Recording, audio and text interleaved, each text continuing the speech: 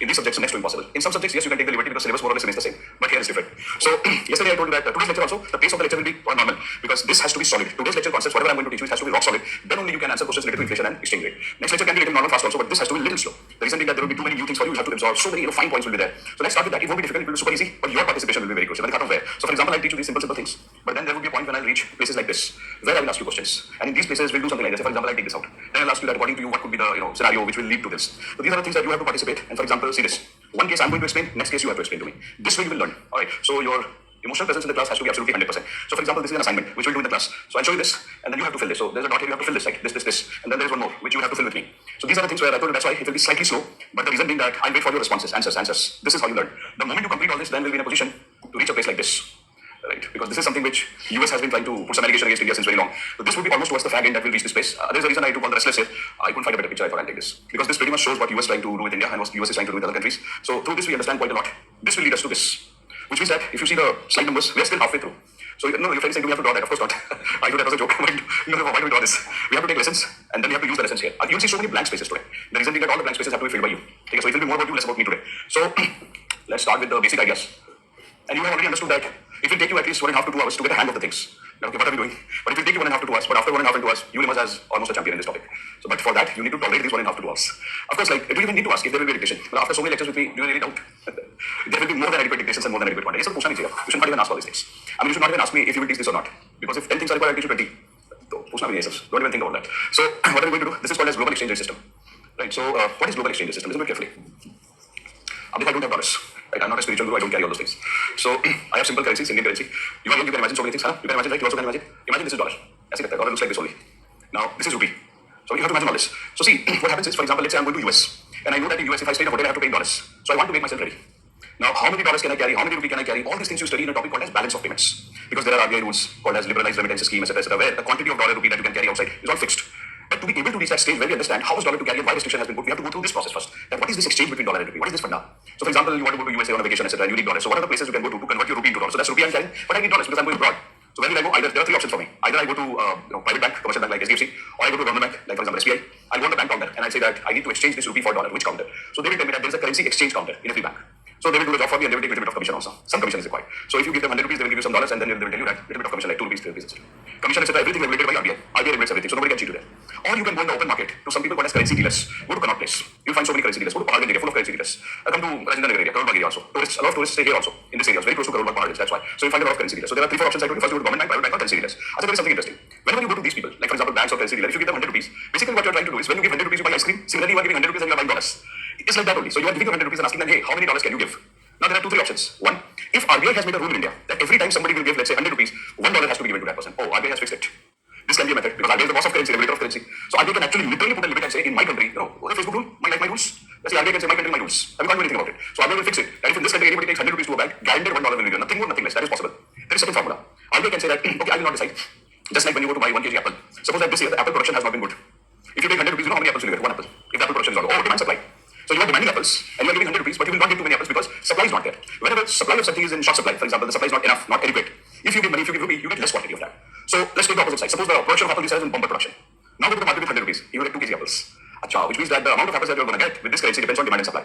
Which means that there are actually 2 ways in which you decide if you give rupee, how much of the other thing you are going to. Other thing could be apple, other thing could be dollars. And what are the 2 ways in which that is decided? One, if RBI decides and fixes everything. Or second could be, it is decided based on demand and supply. Demand and supply is called market forces. And I also taught you one theory that demand and supply is called invisible hand. Which means that forces of demand and supply. And if you are ever confused about the currency, that if I give 100 rupees, how many dollars will I get? Just imagine the word dollar, replace the word dollar with tomatoes. And then think if the production of tomatoes is very high. Like too many tomatoes everywhere. If I give 100 rupees, how many tomatoes will I get? 2-3 kgs, means $2-3. And if the tomato is in short supply, you give 100 rupees. How much tomato will you get? 1, half. Like this is how the things are. So whenever you want to, no disrespect to dollars, but maybe yes, because I'm very unhappy with USA. So maybe because of things they do with India. So I will take out my frustration and I'll take out my unhappiness from USA by comparing US dollars with tomatoes. This is what I do. Right? So whenever you are confused that how to compare dollar and rupee, that's your rupee. And how are you going to compare dollar with tomatoes?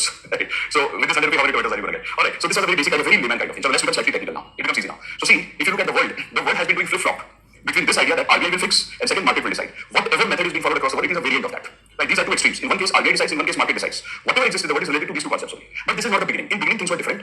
Then we started this system that either RBI will decide or market will decide. Or it will be a mix of these 2. Something RBI will decide, something market will decide. This is overview. Well, let's go into details now. So if you look at the global exchange system, you can divide it into three phases, and we'll write all these things up. You have drawn this diagram, I remember yesterday. Today we'll do the equation part. So if you divide the entire world into three phases, you will get to see that the first phase of the exchange rate is called gold exchange rate system. The one says gold, that means gold was the most important thing. And everything in the world used to be decided in terms of gold. The second is Bretton Woods. Here I'll speak for 10 minutes and I'll tell you what is Bretton Woods basically. If you have PSI option, you already know it, but even if you don't have it, don't worry, you will know it today. And in the next few lectures. Bretton Woods system, ERS means exchange rate system, 1944 to 71. You understand we are talking about Second World War here. And here we are talking about the First World War. First World War, Second World War, and then 1971 onwards, whatever IMF said became the rule. Now what is this gold exchange rate system? If you have studied history, you have definitely studied mercantilism. If you have studied, even if you have not studied history, let me break it down for you and let me make it simple for you. So imagine that we are talking about these phases, 1870, 1830, 1840. In that era, suppose that you are an entrepreneur, and what do you have? Suppose that you have got a lot of spices, and you are an Indian, and you have a lot of spices, and you are from, let's say, Kerala, and you are carrying all the spices in your hand. Now you want to sell it across the world. So what do? You take your ship and you start your voyage. You go to another country by taking all the spices in your bag. You reach another country and you say that, hey, I have got spices, make the payment. How will they make the payment? Only gold. Only gold. So gold used to be the medium of payment across the world in international trade, in many countries domestic trade also. But here we are concerned with international trade. So gold used to be the most important thing, most important element in which the international trade used to be carried out. But there is a problem. The problem if you are carrying out every trade in terms of gold, that means whenever you maintain the account, how much money came, how much money went, everything has to be mentioned in terms of gold. That I sold spices, got 10 kg gold. I bought something, I bought clothes, I paid 2 kg gold. Which means your entire accounting system in the books has to be paid this much gold, received this much gold, paid, received, paid, received. This is the thing which happens. Which means entire world was trading in terms of gold. There's a limitation of this because not every country in the world will have gold. So if you have less to offer, which means if you are offering low value added items to the world, for example, if you are offering something very premium like silk, फिर तो you can earn a lot of gold. But you are offering normal things, rice, sweet cereals, how much gold will you earn? So what happened is the world was divided into many blocks. Some countries had a lot of gold through trade, they accumulated a lot of gold. Some countries kept on waiting, when will gold come to me? And this is the system which created a problem. Why? Because the amount of gold in the world at any given point of time is fixed. So if one country decides that, for example, USA was trading a lot at that time, it was collecting a lot of gold, and when it used to collect gold, it used to keep it. So what happened is some countries started to amass the gold and said that no, I will not release. Now other countries started to suffer. They said we also need gold. No, so they said no, we are not ready to supply. It's okay for 6 months we are not going to trade. So they literally were controlling the world trade through gold. Why? Because the gold was in limited supply. This is the most problematic aspect of trading in gold. So if you are exchanging your goods and services through gold, if gold is the medium of payment, but amount of gold is limited in the world. So some countries can manipulate the world trade. If I get gold, I'll keep it in my pocket, never release it. And whatever I require, I'll say that's okay. For 3 months I'm postponing my requirements. Then world will suffer. This is started in this system. This is called as classic gold standard system. This system used to be very, very rigid. Right? Absolutely correct. Yes. So this is what we call as trade in bullions or trade in gold. Then comes the second regime. I'll dictate all this, don't worry. So I'll show the pictures also. But first I want you to imagine all these things. That every trade here is happening in gold.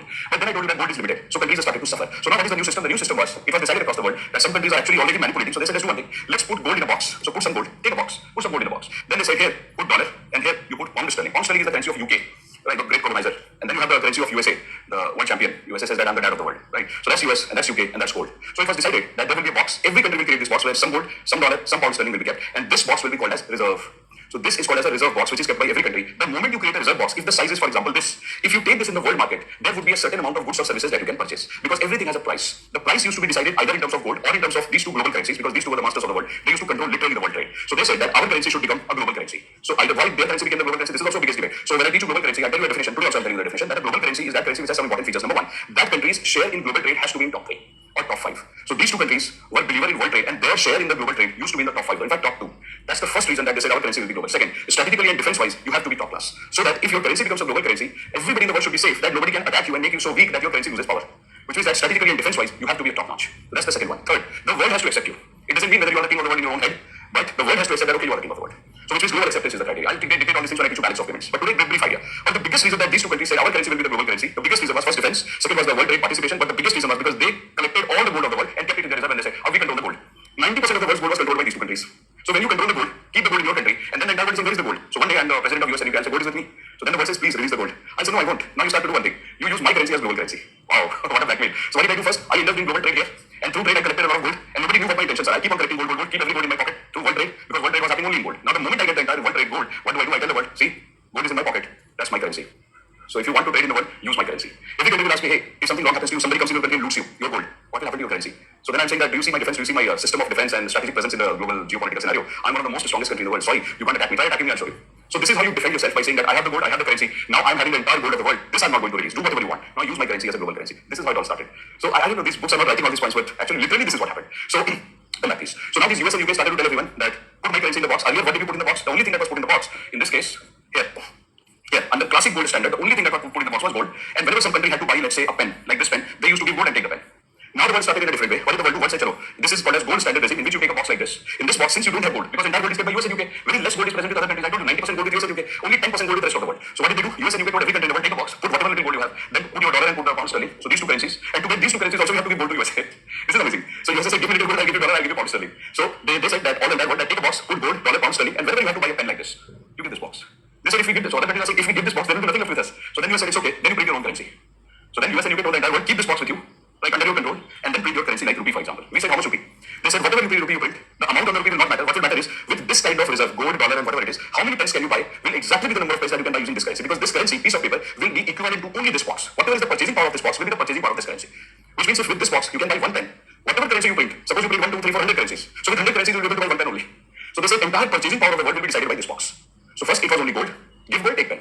Then it became little gold, dollar, and pound sterling. This you can't give, they said keep it with you. Don't give this to anybody. In place of this, print a currency. So for example, this box would be equal to let's say 100 rupees. They said now India, with this 100 rupees you can go purchase and sell whatever you want. India is an objection. India said, what are you doing? This is not funny. Why? Because our limited gold is there. So gold with us is very limited. Since you have limited gold, you have limited dollar, limited pound sterling. Because even to get dollar and pound sterling, you have to give gold. So countries like India started to say, are you trying to crack a joke at us? Why? Because we are not a rich country. We have limited gold, limited dollar, limited pound, which means our currency printing capacity will be limited. This is foolish. Why? Because once you keep a box and once you print 100 rupees, you can't print 101 rupees. Because your size of the box is fixed. And if these countries are saying, I will not give you gold, so this will never expand. This is a trap.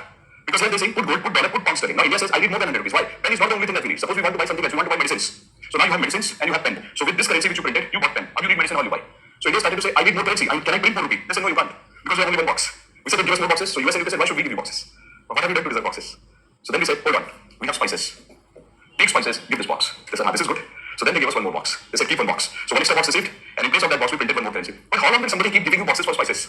Which means, are you seeing the vulnerability that other countries were put into? Literally, US and UK started to do this. This was sort of very bossy nature by these two countries in the world, which was not liked by anybody. So then what is the problem that started? The problem that started in the world was, there was some sort of resistance against this system. Everybody started to say, this is not good. Then what happened is, Second World War was about to end. Right, so this is like, in 1944, all these things happened. Now, Second World War about to end. When the Second World War was about to end and everything was about to settle down, there was a conference in Bretton Woods, New Hampshire. Right, so for example, this is a place in New Hampshire, this is a bigger place, Bretton Woods. There was a conference in a hotel where some of the biggest countries of the world participated. By biggest countries, I mean US, UK, European countries, all these countries, including India. So India also was represented here before independence. Obviously, who represented India? You know it. The British. So it's like, I'm from UK, I represent myself. I'm colonizing India, I represent India also. So UK was representing everybody in the world. This is also funny. Like, so you ask me what's your name? I say, my name is John. Who are you? From UK. I'm representing UK. Okay. You ask me what's your name? I say, my name is Jane. Lady Jane. So who are you? I say, I'm representing India. But you're from UK originally. Yeah, I'm originally from UK, but currently I'm controlling India. So it's like every country in the world was being represented by these countries. That's also very weird. So, sorry, unique. Right. So what happened in this Bretton Woods conference? Very funny scenario. Let me show you the picture now, so that you can visualize and imagine all these things. They go back into the world. So that's your classic gold standard, where everything was being traded in gold, and then that's your system, where it's called gold standard regime, which means that here you have gold, and here you have pound sterling, and here you have dollars. Take a box, and for this you can print a currency, but its purchasing power will be fixed. Why? Because it is connected to the box. If you want to print more currency, you need more boxes. To get more boxes, either you have gold, so you give gold to USA, USA will give you dollar or pound sterling, whatever, US and UK. But if I had gold, why will I create this box? If India had gold, I will never create the box. Because we have limited gold, hence we are creating the box. So which means a country like India has limited gold, limited pound sterling, limited dollar, limited rupee. So they actually made us vulnerable. This system was not liked by developing countries, and then in the meantime, what happened? The World War, Second World War, almost concluded. This is the conference from Bretton Woods, where these countries are seated. July 1st to July 22nd, 1944 is the date of the conference here. July 1st to July 22nd. What was decided in this? This is very, very crucial. We are going to spend some time in this. Through dictations, I'll give you everything. But visualize, please. Keep looking at the picture, guys. This is important that you imagine all these things. Now, all these are developed countries of the world, US, UK, and European countries. Everybody is sitting here. Now, in this conference, the first question that was raised was, we have destroyed the world during the war. So they said, yeah, we have destroyed. Right, so they said, yeah, because of our activities, some things happened. We destroyed the world, Second World War. So they said, now it is our responsibility to rebuild the world. Wow. Well, who gave you the license to behave like mom and dad every time? But they are saying that we are the mom and dad of the world. We destroy, so we will reconstruct. Without even asking countries like India. Like, do you want our interference in reconstruction? No, they didn't ask all this. They said, we are the one who destroyed, we are the one who reconstruct. So, okay, fine. How will you reconstruct? So look at how they decided the things. They said, to reconstruct, what we will do is, this is a beautiful concept. They said, to reconstruct, we will take a box like this. So, just a second.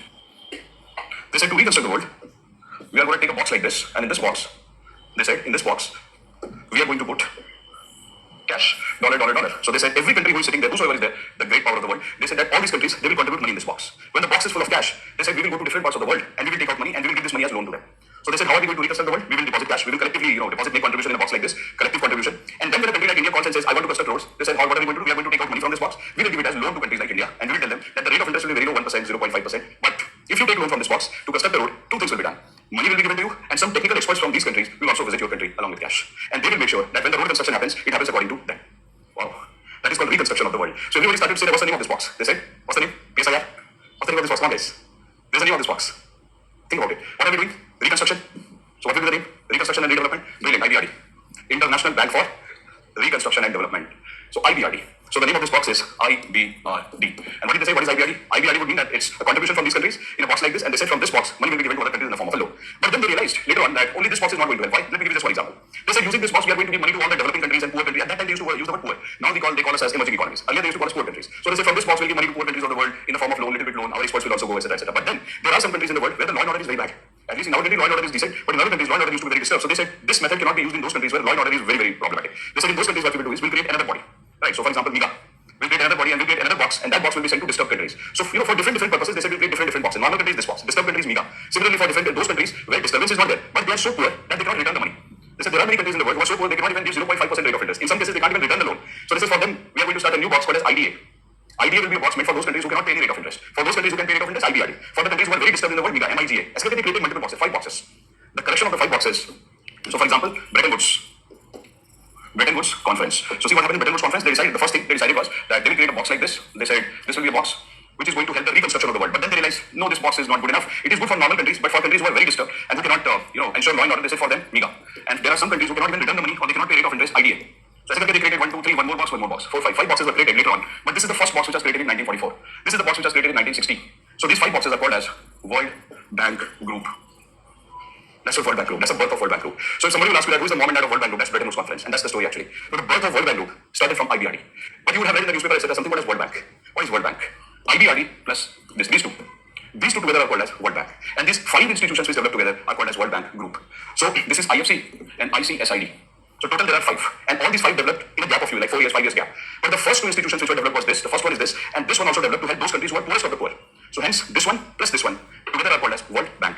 But all the 5 together are called as World Bank Group. This was the biggest decision of the Bretton Woods Conference.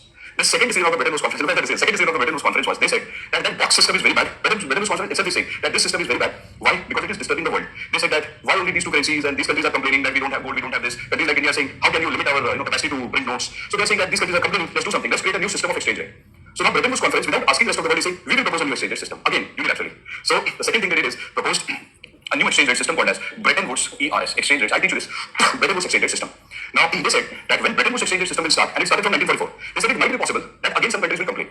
So they said this time if they complain, we will not change the system. This time we will change the countries. Are you understanding? So they said if you complain now that this system is not helping you, we will come in your country and we will fix you. Which means they are assuming that the problem will never be in this. The problem will be in the countries itself. So they say now if anybody in the world complains that hey, this system does not suit me, so the entire Bretton Woods Conference, the development of the world said, don't worry, we will reach your country and we will try to change your economic system completely. We will change your banking system, we will change your government, we will change everything. So everybody said, but how will this happen? So they said simple, we are going to establish IMF. That's the birth of IMF.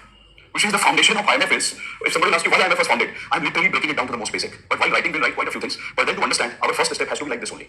So what did they do? They told us that we are going to create something called as Bretton Woods exchange rate system. I teach you this. And then they said if there is any problem in the system, then we are creating IMF now. So all the countries of the world, they are supposed to join IMF as members. And whenever there is a problem in any country related to exchange rate, but if India says, hey, I don't know how to convert dollar into rupee, I'm facing problem, they said, don't worry, some representative from IMF will come to your country and they will fix your economy. And since almost like 20, 25 years, India is ruling IMF, right, unofficially.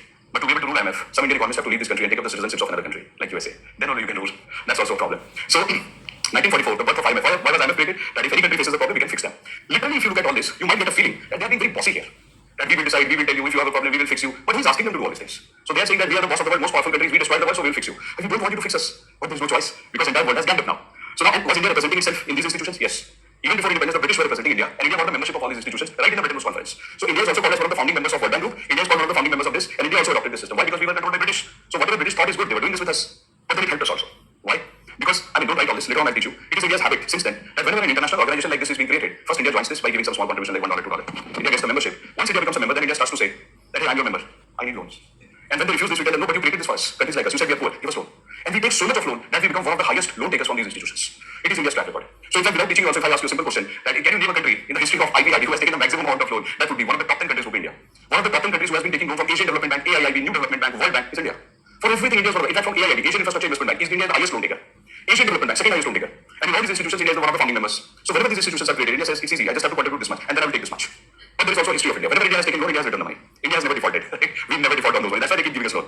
So these are the facts which has been asked in UPSC. Can you believe it? UPSC prelims question is being framed like this. Which of the following statements are correct? I'll show you all the questions. And the first statement, it has been asked 3-4 times. I'll show you that yes, even you will do all this. So the first statement was, the name of the global agency AIIB, which of the following statement is correct? That India has taken the highest amount of loan from AIIB, correct? And second, AIIB plans to give maximum amount of loan to India in next 5 years. That is also correct. Right? So these kind of statements have been asked in UPSC. That's why I create my stories in such a way that if you remember the stories, these stories can be used for answering in the exam. So don't think that this is a story for time pass. Actually, it is exam oriented. Just keep the stories in mind. It will help you. Now let's come back here. This was the only institute where we had not taken a lot of loan initially when it was created. Why? Because they help you only when you suffer from exchange rate crisis. So finally in 1990, India said, let's create a crisis. Why to leave them also? So finally we successfully created a crisis and we took loan from them also. And the loan was very huge.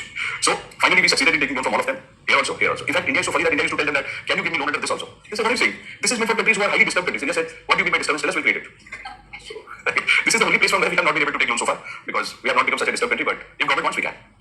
So this is how you answer these kind of questions. Now let's come. So do you see what Bretton Woods Conference has been doing with us? First proposal, we will promote it. Look at how clever these people are. Let me show you the other side. See, I don't teach you PSI options, so I don't want to get into the philosophical side of it, but a little bit of peeking into it.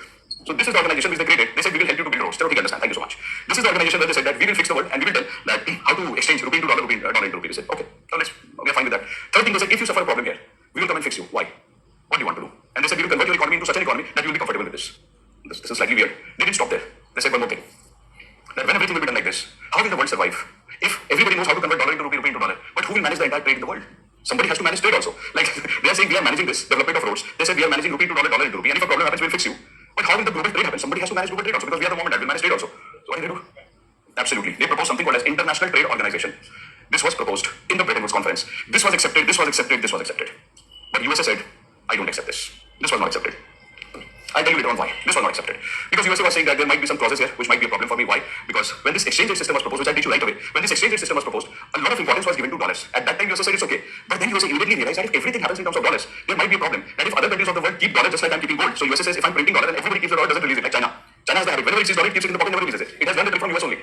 So then USA realized that if my dollar is being kept by other countries of the world, my situation will become bad. Because beyond the time, I can't print dollars. So they said that if entire world will be regulated by this ITO, and this ITO depends on dollars, it might affect me.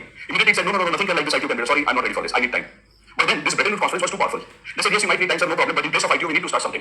So they diluted ITO a little bit. They removed one or two things from ITO, which was the objection of USA, like the over-dependence on dollars. And then they replaced ITO with GATT.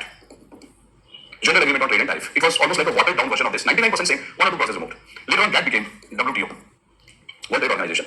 That's the birth of WTO. But if somebody will ask you that, what actually led to all these things in the world? Bretton Woods Conference. This is what led to all these systems. These all led to all these systems in the world, right? So ITO could never come. GATT came, GATT got converted into WTO. Okay, does the story fit in your mind? So in today's lecture, we are going to focus on this. Right? And a little bit I'll tell you about this also, but as the lecture progresses, like next lecture, we'll go deeply into this. But then it always starts with Bretton Woods Conference. Now you understand that why randomly I don't teach you things. If I randomly start to today lecture on IMF, why? I mean, where does it fit? As I told you that you start studying anything you feel like. Because then you won't understand how the things are connected, you won't be able to answer questions. There's a system of study. In that system of study, even if we want to study GATT or WTO today, we can't. Because this is not the time. So first you have to understand Bretton Woods, followed by this, and then something more. Because if you follow this sequence, you'll become a pro, as a friend is saying. So let's come back. I'll give you time to write all this, don't worry. First I have to teach you this concept that what is this Bretton Woods Conference and obsession with dollars. Now see, let's revise quickly without wasting time. So what is this? First is gold exchange system. So let's please answer some questions. Under gold exchange system, the world trade was taking place in terms of one particular commodity. So if you want to buy and sell anything, you have to use something as medium of exchange. What is that medium of exchange? Gold. Only gold. And how did you maintain your accounts? Buying and selling in terms of units of gold. In terms of units of gold. You call it bullion. So in terms of units of gold. These bars know they're called as bullions. So you use bullions or gold. So we use the word gold. We use gold for trade. But then what did I tell you? That there was a problem. What was the problem in gold? The system was very rigid and the amount of gold in the world was limited. And I told you there is one country which was collecting all the gold and not trying to release it. Which is that country? USA. Followed by UK. So what did they do? They started another system called as gold standard regime where we said that every country in the world will keep a box like this. So India will keep a box like this. Little bit of gold because we never had too much of gold. Little bit of gold, then pound sterling, and then you have dollars. And then it was told to us that if you keep this size of the box, you can print some amount of currency. And this currency can be used to purchase goods and services in the world market. But then India objected, other countries objected by saying that we have limited gold, limited dollar, limited pound sterling, so we can print limited currency only. So which means if India wants to print more currency like this, let's say that India wants to, just a second. If India wants to print more currency like this, if you want to print more currency, you need another box like this. But then India complained. India said, I don't have this box, another box. I will never be able to print currency. Rigid system. So this system broke down. And then started the Bretton Woods Conference. And I told you, so let's revise. Can you please tell me what are the decisions taken at Bretton Woods Conference? First decision regarding the reconstruction of the world. Which institution was created? IBRD. Along with IBRD, some more institutions were created. Let me see if you noticed it or not. Second institution, NIGA. Third institution, IDA. Fourth institution, IFC. And next, ICSID. Brilliant. I will teach you all this. Don't worry about it. So these are the institutions which were created, right? Now, what is the second decision taken at Bretton Woods Conference? Second decision? Exchange rate system. New exchange rate system called as, what is the name of the system? Bretton Woods exchange rate system. BWRS. Bretton Woods exchange rate system. Now, third thing which was done, that if exchange rate system breaks down, then IMF. Dr. Raghuram Rajan and Dr. Gita Gopinath. Right? These two were created. IMF. Now, after IMF, what was done? Something was proposed. ITO was proposed, but it could not go through. Why? Because it was not ratified in the US Parliament. So Parliament rejected. And then what did we do? We started GATT. And GATT later on became WTO. Brilliant. So let's look at the exchange rate system which was developed by Bretton Woods. Look at the funny thing. Now you will feel that we are returning back to the old formula. So Bretton Woods said, and this is where the objections were. Bretton Woods said that every country in the world, look at this comedy. They said every country in the world needs to have some gold. Oh wow, gold again. And then Bretton Woods said, look at this guys. Bretton Woods said every country in the world needs to have this gold. Now 1 ounce of gold would be 28.35 grams, for example. So you need to have this much of gold called as 1 ounce. If you have this much of gold, then $35 can be printed. Listen to the story first. If you have this much of gold, $35 can be printed. This is the equivalent. It was fixed. In this conference, it was fixed. So pound is out. Now only dollars. Now they said that 1 ounce gold will be $35. Any country in the world like India, like Germany, like France, they are free to print their currency. But Bretton Woods would decide that $35 is equal to how much of this currency. So then they told us that India, we are looking to you. You look good. Because at that time when the British were there, we were participating a lot in the global trade. They were looting us literally. They were taking the entire cotton and they were pushing their textile products to us. Obviously we were part of the world trade. Our share in the world trade was very decent because we were first into it. So they said, since you are participating in the world trade, and we are very happy. Of course, they'll be happy. We have that commodity for very long. So they said, India, we feel that $35 is equal to 167 rupee. So now they said, if you convert this basic calculation, $1 is equal to 4.75 rupee. Look at the value. This was the value of India during Bretton Woods Conference. Why? Obviously, we were represented by British. So if British undervalue India and they say that no, rupees back, they're undervaluing themselves. We were their colony. They have to give us respect. Why? Because actually they're respecting themselves. So imagine that I'm a British, I'm coming to India. You're Indian, I'm British. I'm ruling you. If I give you a lower value than this, actually I'm ridiculing myself. So what did they tell India? They told India that India $1 will be equal to 4.75 rupee. You are good. Basically, they were patting their back and they're saying, British, you are good. I understand what I'm going to say. So the British were controlling India at that time. So what did the British do? They said $1 will be equal to 4.75. But there is a flaw here. What is the flaw? Let me point you out. The flaw is this entire Bretton Woods conference. Look at the weird thing. Bretton Woods conference said, wait, you India, you Germany, you France, don't print currency. First, let US print dollars based on the gold it has. This is the assumption of this model. So first, one country in the world will print currency, which is USA, and when this currency floats in the world, on the basis of this, you have to print your currency. So which means that all of this, Bretton Woods conference, they call US and said, US, how much gold do you have? USA said, I have 90% of world's gold. So they said, you have 90%, print dollar. USA said, how much dollar? This is simple. For every 28.35 gram of gold, print $35. What did USA do? Whatever gold USA had, USA converted into dollar. So they kept the gold in their bank and they printed currency. When US was filled with dollars, then USA started to say, India, you want $1?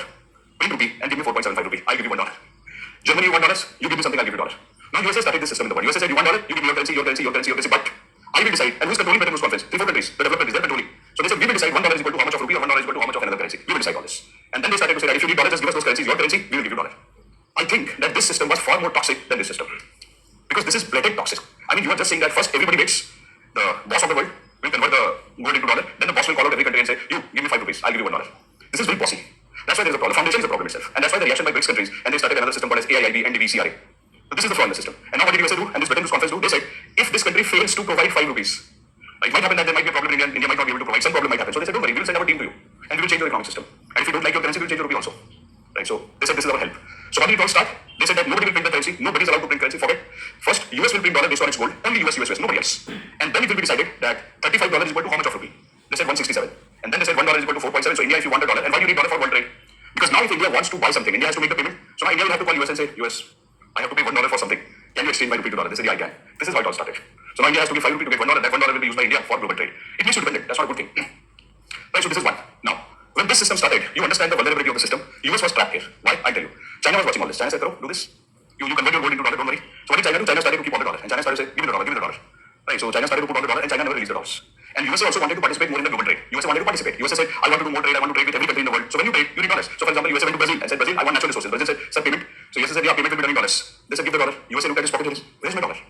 Oh, my dollar is being used across the world because I made my dollar as the international currency. Every country in the world is using my dollar. And then USA is looking in the pocket, what is USA finding currencies of other countries? USA said, what will I do with this? I'm stuck. Then USA said, let me print more dollars. Then USA went back and checked the gold and it realized that it has already converted entire gold into dollar. Which means USA has the gold. But on the basis of that gold, dollar already printed. But that dollar which USA printed is floating in the world. Some dollar India is having, some dollar other countries are having. There's no dollar in the pocket of USA. And now USA is worried, how will I buy natural resources from Brazil? This is where USA panicked. Immediately panic would happen. And USA said, hold on, I'm calling a meeting. Immediate meeting of IMF happened because IMF is supposed to make corrections in the exchange rate. So IMF was created to help other countries. But US called IMF and said, help me first. Because I'm stuck. Because I've been crazily printing dollar and the entire dollar is gone. And I can't buy, natural resources from other countries. So this is the reason that USA has been resisting WTO since beginning. Because USA knew that its dollar is going to be used across the world. And if anything happens, USA will be stuck. So now USA is saying, help me. So what did IMF do? IMF came and said, so let me fix you. Right? So the first treatment happened in USA itself. So now IMF comes. See, I mentioned some of the years when IMF started to do a few things in the world because USA was stuck. India was also a party to it because India is a member of IMF. So India also implemented the same things which IMF suggested. So then comes IMF. Look at the time frame, 1971. After 1971, IMF comes and IMF says, let me help. Then starts the help. What is the first help? IMF introduced a system called as fixed exchange rate or hard peg exchange rate. This is started in the world. And you see the time frame 1971 to 1990. India also followed because India is a member. If you are a member of IMF, you have to follow this. But you understand that some problems happen in India. Right? Now US has a problem, India also got some problems. Because if you are a member of a group, if the biggest, most powerful member suffers from some problem, obviously you will be infected. So India also suffered. And then what did IMF do? IMF said, I'm suggesting this method. After 1990, IMF suggested this called as floating market based or free float. But since India was having deep problems and India was being managed by IMF, IMF directly interfered in India. IMF said, India, you don't follow this. So they said, India, you follow this. Right? So this was followed in India, not this. Because IMF suggested this will suit us more. It says liberalized. Liberalized would mean that it's a slow dose of opening up. This is fully opening. So IMF said, India, if you fully open up yourself, you might suffer more problems because you are already suffering from problem because something was done by IMF which made India suffer. Then IMF said, if I automatically open you up immediately, like somebody does not know swimming and you throw the person in the ocean, that's the problem. That's throwing in the ocean. So IMF said, I'll not throw you in the ocean. I will first tell you how to swim in a river, in a pond. This is that. Liberalized, little bit of opening up. And then India said, I don't want this. So IMF said, okay, you use this 99% of the time, and 1% time I'm giving you the liberty. If you don't want to use this, you can stop it also. But 1%. 99% you have to use this. So this second one we never use fully. We are using a modified form of second one, which is this. Currently we are using managed float or dirty float. So what is this? This one is fully float, which means that completely opening up of the economy. And what is this? This one is this only with little bit of change, 1% change. India said this suits us. IMF was ready. IMF said, okay, it's fine. So this is the general story, without getting into specifics. So I told you specific things till there, but here I told you generic things because I have another set of diagrams for this, which will be very, very precise. But first I'll give you dictations because see, look at this here, I told you that I have a certain way of teaching all these things. So according to that way, first I'll give you dictation till this point because this is history. UPSC is not going to ask you details of the history. So they will just like to know if you know the evolution process or not. So one page dictation should be good enough for all that. But here UPSC will become very technical. This is from where the questions will be created in the exam. So for example, fixed exchange rate, floating exchange rate, liberalized exchange rate, or managed float or dirty float exchange. And questions are always asked from this because this is what happened in the contemporary world. For this, I have this set of diagrams. This is the entire IMF exchange rate system. This entire thing is the IMF exchange rate system. So there were two ways of teaching this. One was formula and one was diagram. We will use the diagram way because this is not optional and plus there is no point being mathematical. So this is what we will do in the class and then I will convert all this into technical dictations. Okay. So Absolutely. So your friend is saying that just like sir, we were practicing answer writing. First, we are training in the class about answer writing, and you have told that one day you will throw us in the ocean. Right? So yes, a day will come when I will stop training you in answer writing because all the training will be done in the class, and then one fine day will come in the class and I tell you that write answers in front of me, and that day I will mark you. That day I'll give you marks. But that day will come when I feel that you'll be ready for the test. Because see, if you ask your parents and siblings, the elder ones, they will understand when the young siblings and children in the house are ready for taking the challenge. So the day I feel that you are ready, definitely you will have that test. But till that time, training goes on. Okay, let's come back. Let's not waste time because there is so much to learn here. I'm really excited to teach you all this part. So please write. Take care. So one reason only. So here, US and UK together had 90% gold, but when they shifted from this is till 1914. But over the period of time, what did USA do? USA changed the world scenario in such a way that it kept on collecting the gold, and even UK did not have that much gold that US had. So by the time Second World War happened, if you look at the distribution of gold in the world, 90% of the gold, the precise figure is 90.25. 90% of the gold was with only one country, that is USA. That is the reason that USA started to become very bossy, and USA started to say that based on gold, I will print the dollar. Why? Because no other country had gold. 90% US, 10% all other countries of the world. See how weak the other countries became. And then USA started to say that gold will be the standard, not other metal, etc. And that's why the gold was important then, gold is important today. What is RBI doing now? Exact policy which US followed earlier. So if you read newspaper, you will see that every year, RBI buys a lot of gold. RBI is buying gold. You read it, you Google, you find it. Every 2 months, 3 months, you will see RBI buying gold. And India is one of the largest consumers of gold in the world currently. This obsession with gold is not new. It is very old, and it is also related to this system because we were a part of this. So currently, US gold is diluting. Alright, I take it out, don't worry, but first you please write all this because as you understand that some of these things will automatically become clear to you when you go a little ahead. And if it does not cross that, I'll answer. Please write. So question. I have not given a dictation for this too. Let's write the first one. Classic gold standard. Classic gold standard. Shall I please write that during this phase in 1870 to 1940, so we are writing classic gold standard. During this phase, the entire international trade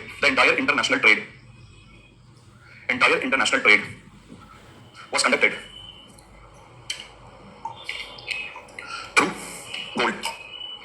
through gold as a medium of exchange. The accounts of the countries were also maintained. The accounts of the countries were also maintained in gold. Full stop, please. But the system was extremely rigid. And the amount of gold in the world at any given point of time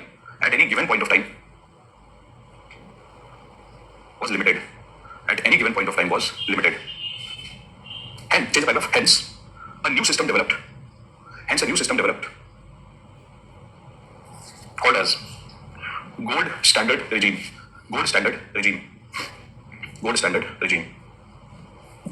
And next, number 2, please write gold standard regime 1914 to 1944. Number 2, gold standard regime 1914 to 1944. Just keep one thing in mind, bacho, which I will not teach you today, I'll teach you in banking. Who controls the entire gold and currency in all these models that I taught you? Where is the gold deposited? Where is the currency being created? The central bank. The answer is central bank. But we are not studying central bank today, so just for today understand that who is the boss of all this in USA? Central bank. So gold will be deposited there, money will be released from there, and from there money circulates. Please write. Number 2, gold standard regime 1914 to 1944. Please write. Since the amount of gold was limited in the world, the countries were looking for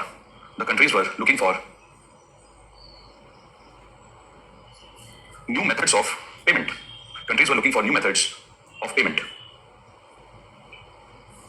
The concept of reserve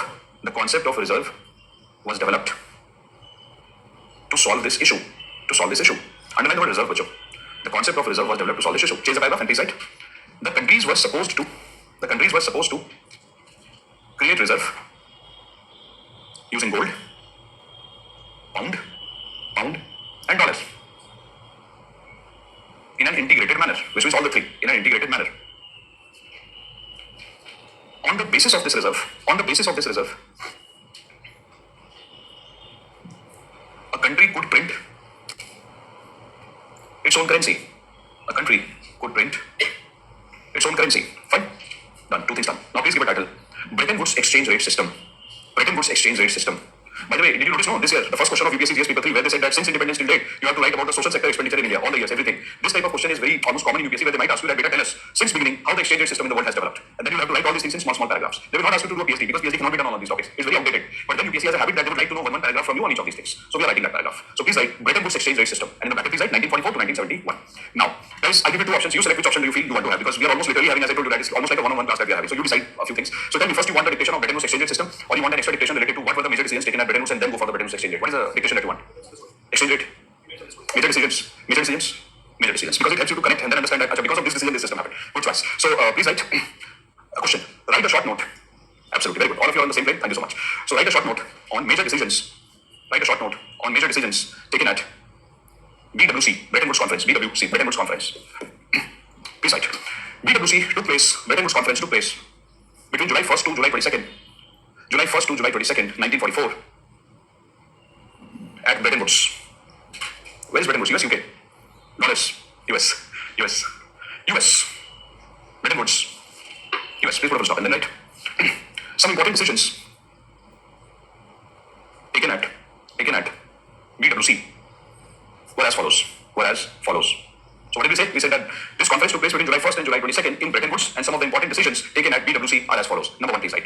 BWC decided to establish an international organization to reconstruct and develop the world with special focus on poor countries. We are using the word poor because they use the word poor. With a special focus on PWR, poor countries. For that, they established IBRD. Don't write the full form. One day I will give you all the full form. IBRD is for International Bank for Reconstruction and Development. IBRD. Please put a full stop. Later on, continue writing, guys. Later on, other institutions were also added in the list, like IDA, International Development Association. Okay, like IDA, MIGA, MIGA. Then please write IFC. One day I will teach you something called as masala bonds. And who issues masala bonds? IFC. So please put a comment, right? Because there is capital market which I have to teach you. So in capital market there are so many types of bonds we will do. At least we'll do almost like a dozen type of bonds in the class. One of the bonds will be masala bonds. Masala bonds have a direct connection with balance of payments. And masala bond has a direct connection with IFC, which is World Bank Group. All these things are connected. So that's why this is a very different kind of subject. As you keep learning more topics, more clarity will come to you. So please put a comment, right? IFC and ICSID. ICSID. What is the full form? ICSID, International Center for Settlement of Investment Disputes. So write the full form, I'll give it to you. ICSID. Please put a full stop and then write. IBRD and IDA together. IBRD and IDA together are called as World Bank. Whereas all the five institutions together are called as World Bank Group. Please put a stop, guys. Now, number two. So first part is over, okay? First part is World Bank Group and World Bank. That is what was established. Number two, please write. Bretton Woods Conference, BWC, write the short form. BWC also established a new exchange rate system called as BWC also established a new exchange rate system. But you're writing this point. BWC also established a new exchange rate system called as Bretton Woods Exchange Rate System. Under this system, dollars can be printed on the basis of fixed amount of gold. Stop. Other currencies could be printed on the basis of fixed amount of dollars. In other words, Bacho, you have to write this in the exam, this part. In other words, now please write 1 ounce gold is equal to. Oh, I can see, Devanshu, how's your health? Because you are not well. All fine, control. So please write 1 ounce gold is equal to $35. Sorry. 1 ounce is equal to 28.35 grams. So 1 ounce, very nice. 1 ounce gold is equal to $35 is equal to rupees 167. Because US actually uses this method of measurement called ounce. That's the reason. But if you want to convert ounce into grams, you get 28.35 grams. Now, please write. In other words, $1 at that time was equal to around rupees 4.75. Fine. Now, please write a note. This note will make US very uncomfortable. Please write this note. Over time, USA exhausted all its gold by printing dollars. At the same time, USA's participation in the world trade was increasing. USA's participation in the world trade was increasing, for which USA required more dollars.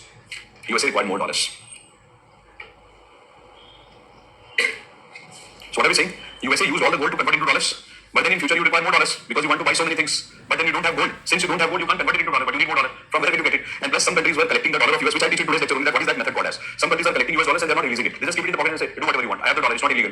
This is the problem USA faced. So immediately USA said, no, I'm about to collapse. Let's have a new system in the world. So yes, so they were about to collapse actually. At many points in history, whenever USA is about to collapse, what does USA do? Conducts a meeting, a big global meeting, changes the system. And when countries like India collapses, the entire world. So the difference between USA and other countries are if India is collapsing, they will come to India and they will say that India, you change your system. When USA collapses, USA says global systems will be changed.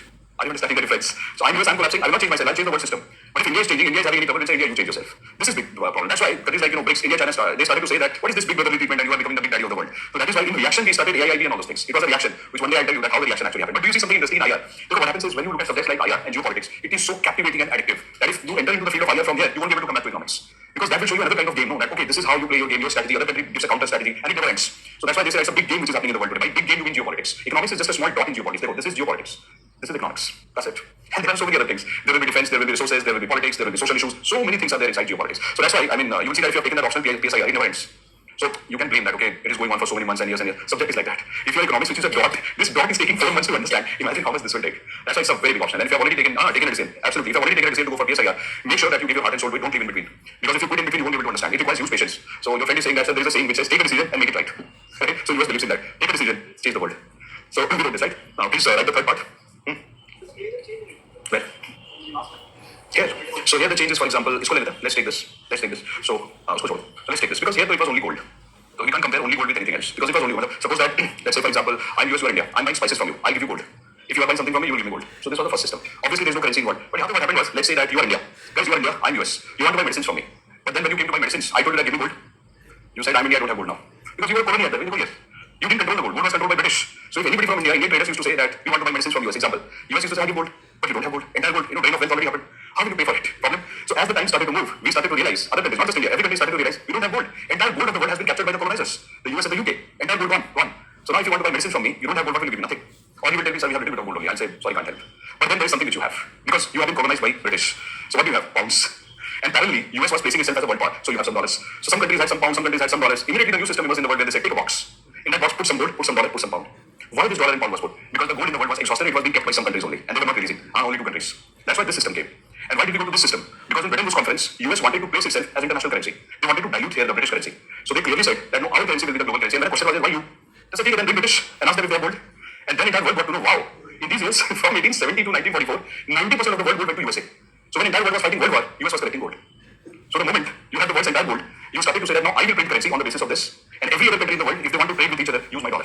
Because I have the entire gold. Are you understanding the game here? So what did they do? Because you cannot print currency without basing it on something. Let's say, for example, let's say that you have a white piece of paper.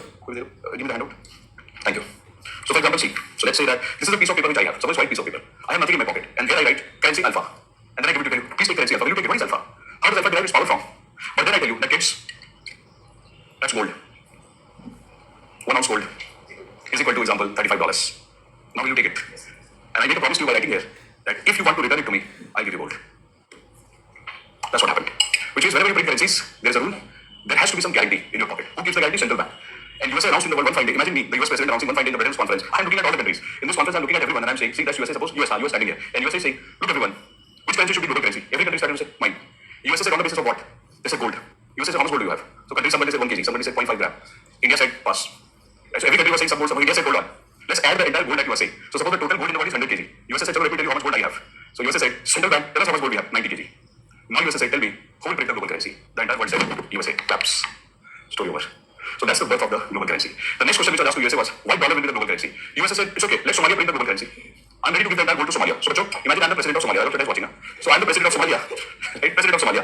And USA has given me the entire gold. And USA says, because Somalia print currency, I printed this. Now USA comes to me and says, I'm going to attack you. Will you be able to defend yourself? Somalia says no. So USA says that you don't have the right to become the global currency. Because defense-wise, you can protect your gold. So how can you become global currency? The USA said because they understood that there is something called as Cold War and there is something called as block. So USA was saying that there are some countries in the world who are having very close mindset, and that close mindset cannot lead these countries to exchange their currency with others in an open manner the way they are doing. That's number one. And number two, USA was always miffed with these kind of countries who are having different political ideologies. So they were calling these countries as the term Cold War was not used precisely at that time the way it is used now. But they said that since you are socialist, etc., you have a close mindset, you can't become very open. And USA was saying that, and USA was thinking of planning something on the leagues of open economies. And USA was saying that I will promote open economy as the main economy in the world. And open economy is based on trade. And open economy is based on exchange. But USSR had too many complications where it was not ready to exchange so many things. So USA said that all those who are with me who believe in open economy will become a part of this conference, and all those who believe that they want to have conservative approach, etc., you please be out. So this, it was not even invited. So come back, please.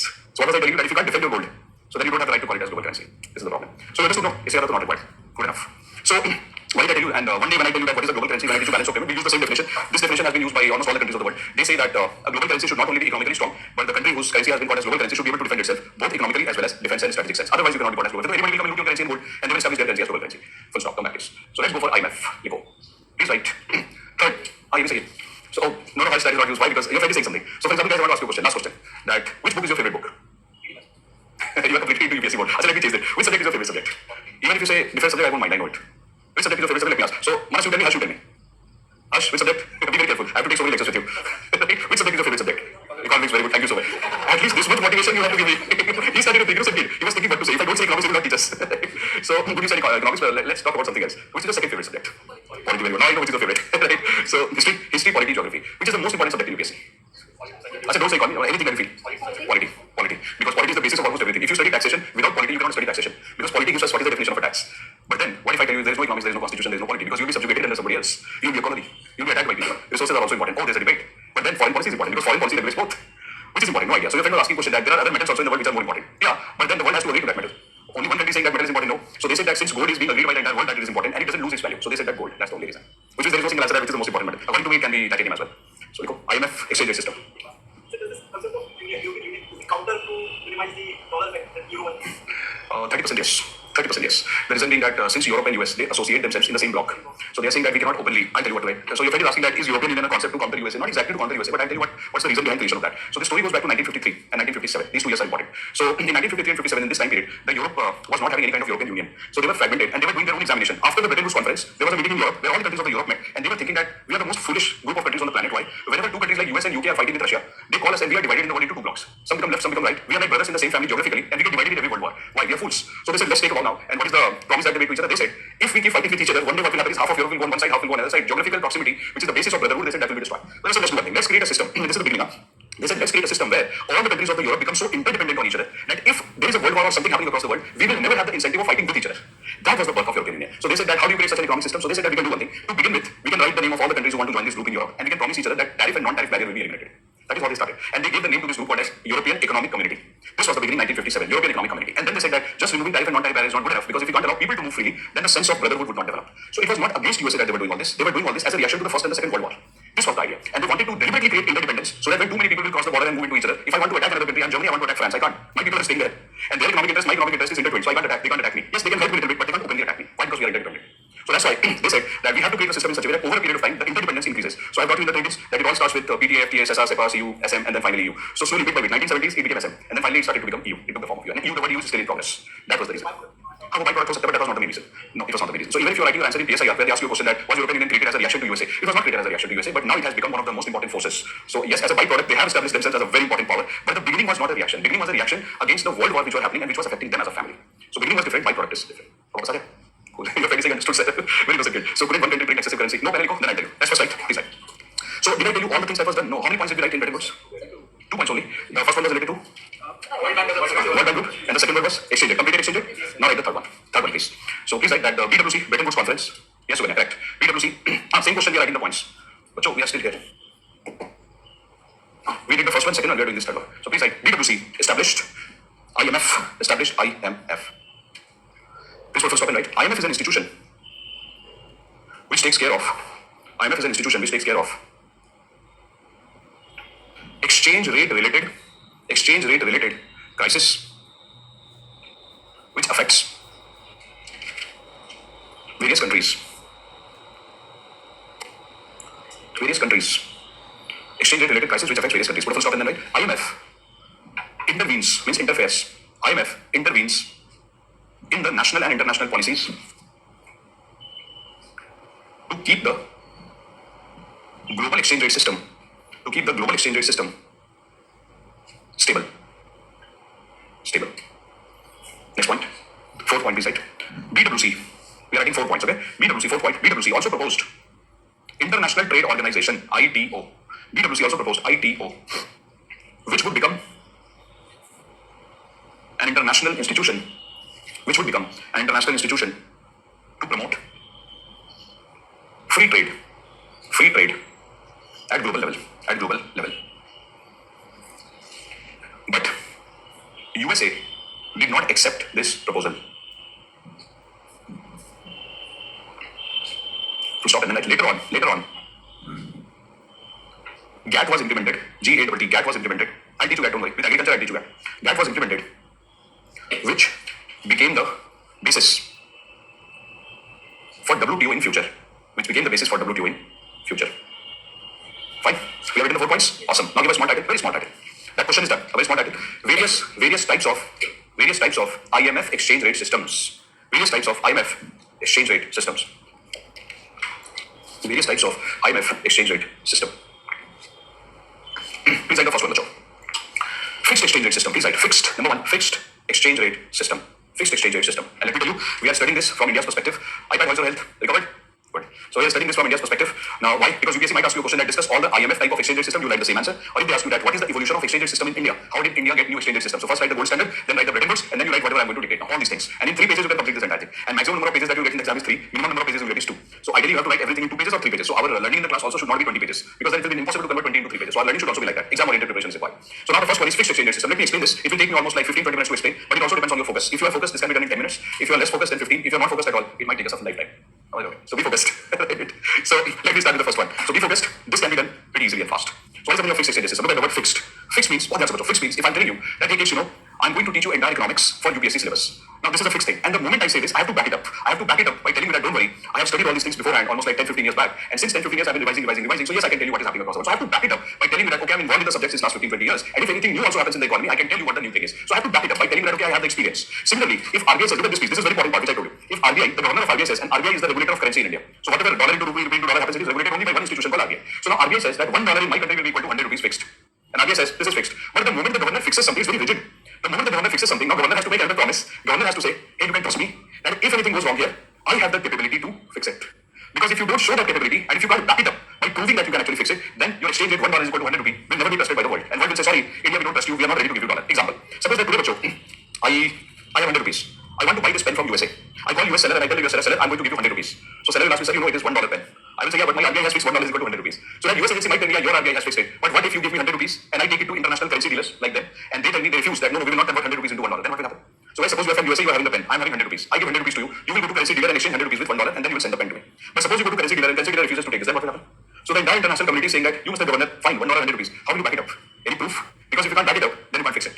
So whenever you say that there is some exchange rate which is called as fixed exchange rate, then the central government of that country fixes it at a certain level, $1 is equal to 100, and then they have to demonstrate that if anything goes wrong there, they are able to defend it. So let's see how they can defend that. That also is important. In dictation, we have to write it also. See, this is the first time you are entering into general equilibrium. Little bit of general equilibrium. So please be focused. Hush, remember general equilibrium. So now please focus. See. So now guys, last year, and guys, if you face any difficulty here, once I'm done with this expansion, let me know. So RBI in 2023 fixed $1 is equal to 100 rupees. Why did I make the circle like this? Because rupee is our currency, so obviously rupee will be a little more. And dollar is the foreign currency, dollar will be like this. And the second reason is, in the global market, our value is little less. So we have to bring a lot of currency to become valuable. So that's why the amount of rupee that we have in India is huge. It's our currency. But the dollars we are getting from the world is small only. It is this currency. Hence $1 is equal to 100 rupees. Whatever is more, no, here the amount of rupees more, so its value is less. So whenever I told you this statement I keep repeating, if you meet your best friend every day, your value goes down. So too much of rupee, so its value is less. So $1 is equal to 100 rupee. Who fixed this? RBI. Now suppose that in USA, think about it, this happened already. What has US done? Just like we have RBI, USA has a US Fed. Recently, what did US Fed do? US Fed increased the interest rate. So now there are people from USA who bought their dollar in India. Now they are saying, why should we put our dollar in India? Because if we take this dollar back to USA and we put our dollar in our own banks, our fixed deposit rates are higher. So what are they doing? They are withdrawing the dollar from India. So some of the foreigners, they took away the dollar. Not all, but some took away the dollar. They say, no, we are not going to keep the dollar in India because India is giving 6% rate of interest, US is giving 5.5% rate of interest. For that extra 0.5, why should I take the pain? So they are saying, why should I come to India? Because India is unknown country. For 0.5% extra rate of interest, I don't want to come to India. And they left. So now what happened? See, dollar outflow happened. It actually happened last month. Dollar outflow happened. So whenever the dollar outflow will happen, see what will happen now? This was the size of dollar circle. Now the size has become smaller. But the rupee size is same. Same size. Because rupee has not gone, dollar has gone. So now your dollar size is very small and rupee is same. Relatively, which has become more important? Dollar. Because the amount is less. Anything whose amount is less. So here also dollar was important. But here dollar has become more powerful. Because dollar is less. So it's an understanding. Because it's less. Anything which is less is becoming more powerful. So now imagine that earlier, you are having $1 in India. You are a currency dealer. When I used to come to you, I used to give you 100 rupees, you used to give me $1. But now when I come to you, I tell you, can you give $1? You'll say, dollar is not there, it's gone. I'll say, come on, just $1, please. You'll say, take $1. But for that $1, you will charge me 150 rupees. You'll say, pay 150 rupees, then take $1. I'll say, why? You'll say, it has become more powerful. Because it supplies less. Anything which supplies less, its value increases. Are you understanding, guys? It's simple for now. It's not complicated. Are you understanding? Nice. So here the dollar has come down. Hence, you have to give more rupee to get that dollar. But what did RBI do? RBI has fixed the rupee dollar into $1 is equal to 100 rupee. But what has happened because of US actions? Because of US's activities, they increased the interest rate. So what has happened? $1 is equal to 150 rupees in India as well as global market. That's not good. Because RBI had said that first I will fix $1 at 100 rupees, and then RBI had said that I will defend it. This is important. I will defend it. So first you fix, then you defend. These are the two meanings of fixed exchange rate system. So now the time has come to defend. So what will RBI do? If you are RBI governor, what has changed? You tell me. What has changed here? Dollar or rupee? Dollar has changed. Brilliant. If dollar has changed, how will you interfere if you are RBI governor? Through dollar or through rupee? Dollar. Whatever has changed, you will interfere through that. So what do you do? RBI governor, you will say, I have kept some dollar in my reserves. I teach you reserves also. So RBI always keeps some dollar. Remember, China keeps some dollars, India keeps some dollar. That is called reserve. So now RBI says, I have dollar in my pocket. I'm going to release dollar in India. I'm going to release dollar in India. I will start to give dollars to various banks and say, banks take dollars. So what will happen in India? Dollar will be released, and this dollar circle will become slightly bigger. Again, we are back. And till what time are we able to release the dollar in the economy? Till the time we reach this value. And RBI defines $1 is equal to 100 rupee. The moment $1 becomes 100, RBI stops. This is called as fixed exchange system. There is nothing more than that in this. And I told you that if you are focused, I will promise you again, you will understand this. It's not difficult. But what is the main point that you gather from here? 2 points. One, central bank fixes, and second, central bank defends. If you don't write the second point, the central bank defends, then you will not get the marks. Then you say anybody can fix anything, half marks. So guys, I tell you this, things look very easy. But unless you write the real things, the definition will not be complete. So first you declare, then you defend. Now please write. Under this system, but very good focus guys, I'm really happy. So please write, under this system, the central bank decides the value of its own currency, in terms of another currency. That is, the central bank fixes the exchange rate. Fixes the exchange rate. So, change the paragraph. If, due to economic conditions, the exchange rate changes, then the central bank has to defend it. Through intervention. Please put a full stop. Bachcho, there would be a lecture when I teach you a concept called as foreign investment. So in that lecture I tell you that whenever the interest rate changes in India or across the world, what is the impact of change in interest rate on the flow of currency? But just like 1 minute discussion on that today, not full-fledged discussion because this is a separate lecture which I have planned for you. And now you have understood that there is a certain way which I teach, but just for you so that you can have the connection that okay, this is what we are doing in the class. Just 1 minute of discussion. That's USA. Hold on. That's USA and that's India. But let's focus on these are important things. So that's USA and this is India. What are these two countries doing? Suppose that there is a bank in USA. And what is the interest rate that this bank is giving in USA? The interest rate, if you deposit dollars here in USA, the interest rate that they will give you is 3%. Example. You don't need to write this because when I teach you foreign investment, I use the exact same example. So if you are a US citizen, if you put dollar in this bank, if you put $100, this bank will make it $103. Simple. Now, if you come to an Indian bank, if you bring the same dollars here, suppose that the Indian banks are giving you 6% rate of interest. So what will happen in this case? This foreign investor who is there in USA, he sees that, oh, in my country I get 3%, in India I get 6%. So now this guy says, let me go to India. But why is he coming to India? Because in India it's 6%? No. He's coming to India not because in India it is 6%. He's coming to India because the difference between what he is getting here and here is decent. They never look at what India is giving. They always look at the difference between what India is giving, so rate by India minus rate by USA. So what is the difference here? Is equal to 6 minus 3 is equal to 3. This difference, they check whether this difference is good enough to take all the pain and the risk of leaving your country and coming to a new country. That's the point.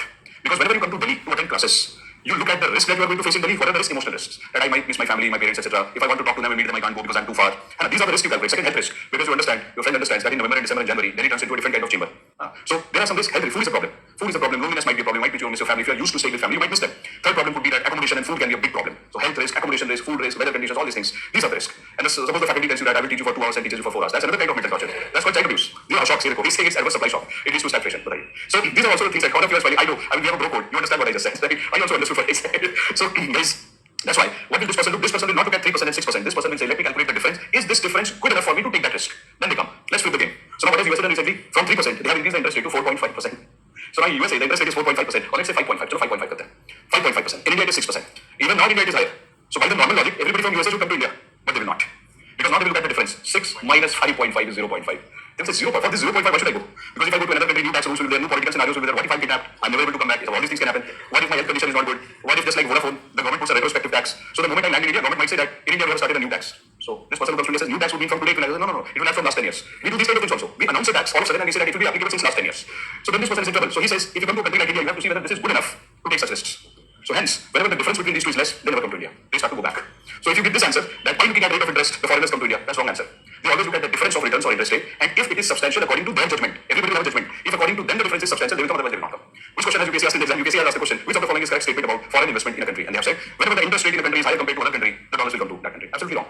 Whenever the difference of interest rate between foreign country like US and another country like India is substantial, then foreign investment comes. Otherwise, foreign investment will not come. Because by that logic, entire dollar should have come to India when it is 5.5 and it is 6. It never happens. Right? So the moment the US interest rate goes 5.5 or even 5, the dollar starts to go back from India. You finally understand this. So your friend is, but I will not answer this question today. So for example, your friend asked a question that how much reserve are we going to keep, etc. So for that, I told you that there will be a lecture where I teach you this. Because this, if we jump, there will be a problem. That's your forex reserves which you are asking actually. There's a time when I teach you this, but not today. Today is not the time. So definitely I teach you, but it will take time. So let's go back.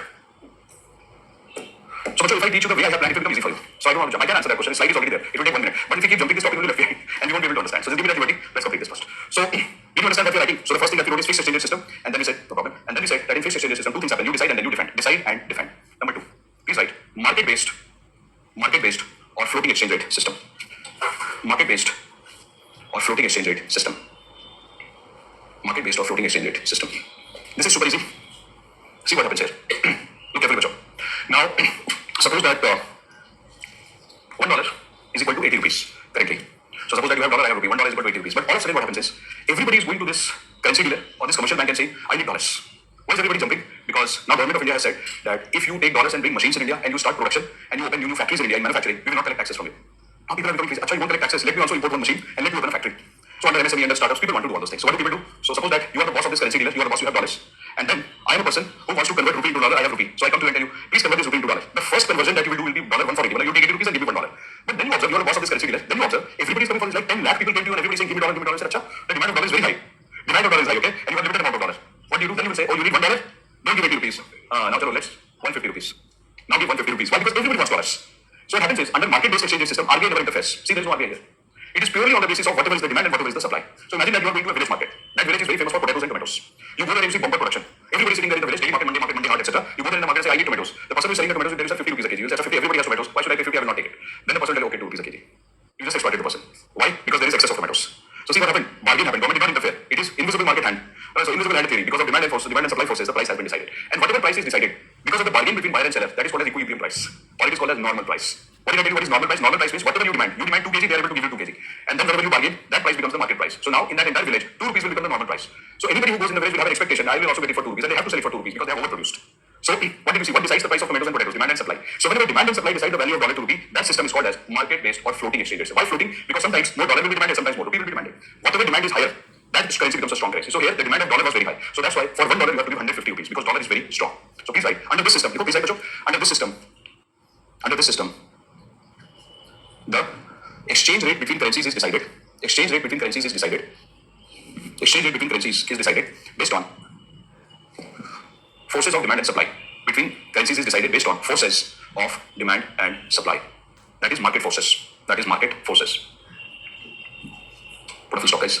But so, by the way, do you remember that in 1990 we suffered from a crisis? Yeah, do you remember 1990 we suffered from a crisis? When we suffered from a crisis, we were almost behaving like a closed economy. At that time, if you read NCRTs, etc., they will tell you that after independence, this I'll also teach you in the class. All these things I'll teach you through 5-year plans and through one more lecture which I'll take. So in 2 lectures, I'll teach you the nature of the Indian economy from around independence till now. So you see, what has happened is that if you look carefully, since 1947, India was almost acting like a conservative economy for 2-3 reasons. Number one, we never trusted private companies and the world because we already suffered in their hand. We were a colony. When you are a colony for very long, more than 200 years, then obviously you start to resent those ideas. Open trade, free economy. You say, no, I don't want all those things. Okay, sometimes you become very good friends with somebody and that person blocks your number, goes to you. All of a sudden the person is gone. For 1 month, the person will meet you every day, have a cup of coffee. One day the person is gone. What do? You believe so much of, have so much of faith in your friends, and all of a sudden your friends vanish. So then you start to look at everyone with suspicion that this person will also act like that. And then you don't give your number to anybody. You start to prepare for UPSC very seriously. And then you leave the entire world. You become almost like a monk. And you focus on UPSC, right? So why? Because somebody trust issues happen. Correct, Manas, right? Trust issues. And when he wrote trust issues happen, he switched off his camera. so that I can't read his emotions and face. Right? Alright, fine. So yes, this happened. So India had trust issues. And number 2, India never had the dollars after independence so that we can participate in world trade. It was like we didn't have much. Gold was already taken. Dollar was already taken. We were left, at our own state of affairs at that time. So what did India do? India became very, very conservative. So whatever problems used to happen, used to digest it. That hard guys internal problem will face. One time the problem became big. I'll tell you what happened. Very briefly. The story goes back to roughly 1970s and 80s. In 1970s and 80s, the government started big programs called as 20-point program, which we had discussed one day briefly. 20-point program. And government of India at that time said, I will give everybody roads, electricity, water supply, housing, all these things I'll give to people almost literally free of cost. Government was distributing sugar also free of cost to everyone. Whether you are rich or whether you are poor, everybody will get free sugar. This was not a good policy. Why? Because those people who can afford it, they should not get it for free. But what if government everybody free? This is the problem. So free was not the problem. The problem was to whom are you trying to help? Those who can help themselves, why are you wasting resources on them? Those who actually need that, they are getting less. Those who already have the money, they are getting more because they can access those things easily. Targeting was very poor. So what happened? This culture where you are trying to help everyone, those people who actually deserve that, they were left behind. Those who already had it, they got the money. So what do people do? When you get a lot of extra cash in your hand, you are already rich. You will go to the market and start to buy luxury items which you don't even need. You will waste the funds. You will go to the market and start to create new kind of demand, inflation. And around 1973, the global oil prices increased. So India had to give a lot of money. Entire dollar from RBI went away in importing oil. And you understand, if oil is very costly, crude oil is costly, medicine is also costly. Why? Because some of the things which are using, the side components, like the Vaseline, etc., that we are using, the cosmetic products, etc., byproducts, they are used in the chemical industry. So what happened? Because of the excessive costly crude oil, some other industries' products also started to become very costly. Transportation was costly, so imported inflation happened. And plus, government is giving literally everything for free. There is another crisis. In the meantime, what did government of India do? Government of India started to borrow money from a lot of agencies. For example, World Bank we borrowed money, from Reserve Bank of India we borrowed a lot of money. Government also has to borrow, and government was not able to return this money at that time. We were almost about to be bankrupt. At that time, the government of India consulted IMF and said, IMF, help. You are already a member. Immediately IMF came and said, India will help you change your exchange rate because you have been following fixed exchange rate. Now you cannot defend yourself. Your defense is down. How can you defend yourself if you don't have dollars? And that dollar has gone to buy oil. And I told you that under fixed exchange system, the only reason the world is respecting you is because your central bank has the dollars. If you don't have dollars, you can't defend yourself. You can't create fixed exchange system. So then IMF told us, India, first to get over it. This is not possible because 1990 your economy is in crisis. First move away from there. India said what to do. They said open up. India said if I all of a sudden open up, I will collapse. Because I don't know swimming and you're asking me to jump into ocean. So then IMF said, okay, open up a little, be conservative for a little. So mix. So now what happened? A new system started in India. A new system started in India called as dual exchange rate system called as LOMS. What is LOMS? Liberalized Exchange Rate Management System. There's too much of pollution, no? Yeah, this is happening. That's the reason that these things, okay. So that's why he was telling me in the morning that yesterday was so much of pollution. But don't go wrong, guys. I'm coming to class. Some of you are very happy that finally we have vacation. Come in the class, don't go around outside the class. So what is this dual exchange rate system, also called as liberalized exchange rate management system? Look how simple it is. You don't even need any lecture on this one. So simple, you will laugh. You'll say, yeah, this is it. So suppose that $100 are coming in India. What is liberalized exchange? Suppose that $100 are being given by IMF to us, or somebody is selling a product outside India. And what would India sell? Textile. What does India sell? Raw material like iron, steel. These are the things we sell. And suppose that Tatas have just sold steel because Tatas were there in this time also. So Tatas have just exported steel and got $100 in India. Now RBI said, Mr. Tata, you bring $100, 40% of the dollar you have to submit to RBI. RBI will take it. And then RBI will convert your $40 into rupee at the rate of exchange which RBI decides. So suppose RBI has decided that $1 is equal to 100 rupees. This has been decided by a fixed exchange rate system. So $40 which you have got $100, out of 100, $40 will be captured by RBI. RBI will multiply 40 with 100, which is 4,000 rupees will be given to you. Because $1 is equal to 100, this has been fixed by RBI. So first part is called fixed exchange rate system. That's why it's called dual. Dual means it will have two parts. The first part is fixed. The second part is remaining $60. Because I told you how many dollars came 100. So $40 go to RBI and RBI converts it into rupee and gives rupee to Mr. Tata. The remaining 60, Mr. Tata gets directly in the hand, and this money Mr. Tata has to take to either a currency dealer or any other bank like SBI, and you have to convert this remaining 60 into rupee at market exchange rate, because there will be exchange rate which will exist based on demand and supply. So when you go to currency dealer, etc., they will look at demand and supply. So based on the demand and supply forces, suppose that $1 is equal to 50 rupees only. $1 50 rupees. But RBI would say $1 is equal to 100. But based on demand and supply, $1 is 50 only. So which means the remaining 60 that you are getting, you will multiply it with $60 and total 3,000. So you are going to get 3,000 rupees here. So if you convert $100, how much money did you get? Here we got some money, 4,000, and here we got some money. Total 7,000 rupees. That's it. So whatever dollar comes to this country, you divide this in 40 to 60 ratio. 40% will be converted by RBI into rupee based on fixed exchange rate, and remaining will be converted into dollar by you in the market based on market exchange rate. So it's a combination of fixed exchange rate and market. Hence it is called as dual exchange rate. Dual means two. And why is it called liberalized exchange rate management system? It is liberalized because earlier RBI was controlling entire 100. Now RBI says I will control only 40. Remaining 60 I am liberalizing. Because earlier you see what RBI was doing. RBI said I will convert this entire thing. Don't interfere. But now RBI is saying okay, I will just control 40. I am liberalizing. This is LPG reforms. Liberalization happened. So please write. Have you given the title? Please write dual exchange rate, dual exchange rate, or liberalized exchange rate management system. Dual exchange rate or liberalized. Write the full form please. Liberalized exchange rate management system. Liberalized exchange rate management system. Please write. India adopted this system during LPG reforms. During LPG reforms. Under it, 40% foreign currency would be converted into rupee. 40% foreign currency would be converted into rupee by RBI. And 60%, 60, can be converted into rupee at market rate of exchange. At market rate of exchange. Fine, cool. Next one, please write. So guys, what did we study? The first one we studied is called fixed. The second we studied is called as market. The third we studied is called as dual. And the fourth that we are going to study is called as dirty float or managed float. Let me give you an idea. Here you go. But you are smart, you catch it. If RBI controls everything, can I call it as fixed exchange system? RBI controls everything? Cool. If market controls everything, that's another extreme, no? Because here entire thing is controlled. And if RBI says, I will not interfere, you do what you want, then that is called as free float or market exchange rate. Here RBI never interferes. Here it is controlled by RBI, here it is fully free. Which means every other rate of exchange that we have studied will be in between. Isn't it? Now what is the meaning of lumps? The meaning of lumps is liberalized exchange rate management system is, so if this entire thing is 100, you divide it into 40 to 60. So which means here you have RBI and here you have market. So which means if this is 40 is to 60. So this is 40, this is 60. So this is lumps, liberalized exchange rate management system. Which means that what is happening here? If you bring $100 from a foreign country, $40 will be kept by RBI and RBI will give you rupee, deciding that what will be the rupee and dollar exchange ratio. And remaining 60% you can bring in the market currency dealers, you convert. So I'll place lumps here. India started this in 1992. And India started to say, this is fine for me. But then, since India is trying to become more open, so India says even here there are restrictions because this is very close to RBI. So we are saying no, we want to become more of a free market economy.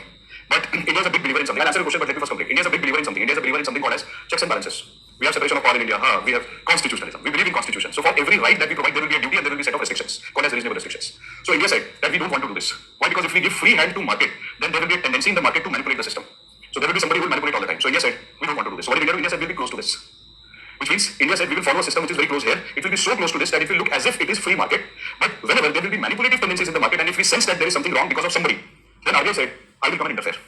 Because if you come here, if India becomes this type of country, fully float, completely market, then RBI cannot come here. RBI is not allowed to enter. RBI can come till this point. So India said, let's do one thing. Let's follow an exchange rate system which is between this and this. So India said, this is my zone, which means we don't follow point exchange rate, we follow a range. And India said, we will follow this. And if our exchange rate goes here, or exchange rate gets very close to free market, RBI said, from here I jump and I will bring the rupee back here. Which means RBI says, I will make sure that this is what India follows. So that it's very close, yet it does not touch the free market. So this type of exchange rate system is called as dirty float or managed float, which means I'm letting the exchange rate be free. I'm not touching you. But the moment you try to touch this free market, if exchange rate of India becomes this, then RBI says, I will interfere. And interference is called as dirty activity because we are not supposed to interfere.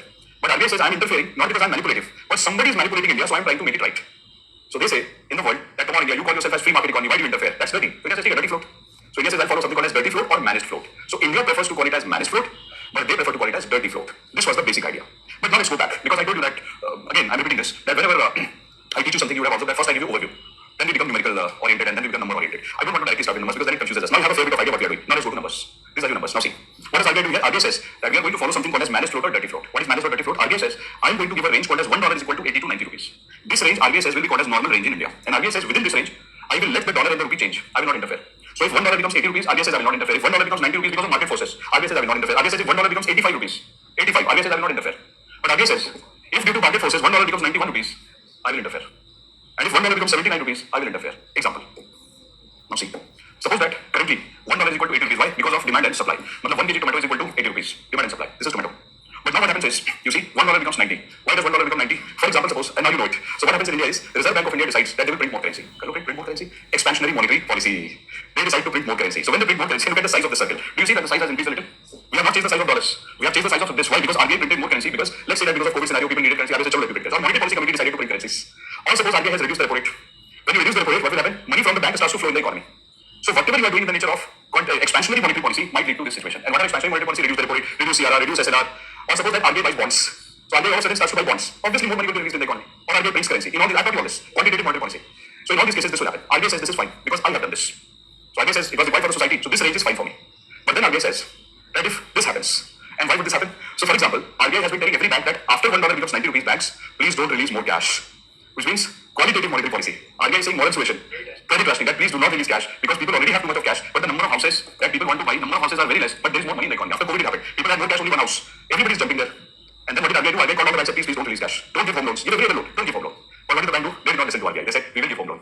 So they started to release more cash in the economy. So when the banks start to release more cash, what is this cash? This cash is moving in the economy. So now 100 rupees is, so this circle is now rupee. More rupees moving in the economy because banks are given more loans. But the amount of dollar is fixed in dollar situation. See, dollar is neither coming nor it's fixed, but relatively rupees more. So when you have higher amount of rupee, its value goes down. So now dollar is less, rupees more. So if you go to anybody and say, can I have dollar? That person will say, better you have too much of rupee in the economy, so its value is down. And dollar is very precious because it is less. Like there are less diamonds in the world, precious. Less gold in the world, precious. Too much of coal in the world, less precious. If there will be this much of coal, coal will be more valuable. So don't beat people every day. I mean, come to class every day. Are you understanding this? So now $1 is equal to this much of rupee. Destroyed. What has happened to India now? $1 has crossed the limit, and the limit that RBI gave us was this.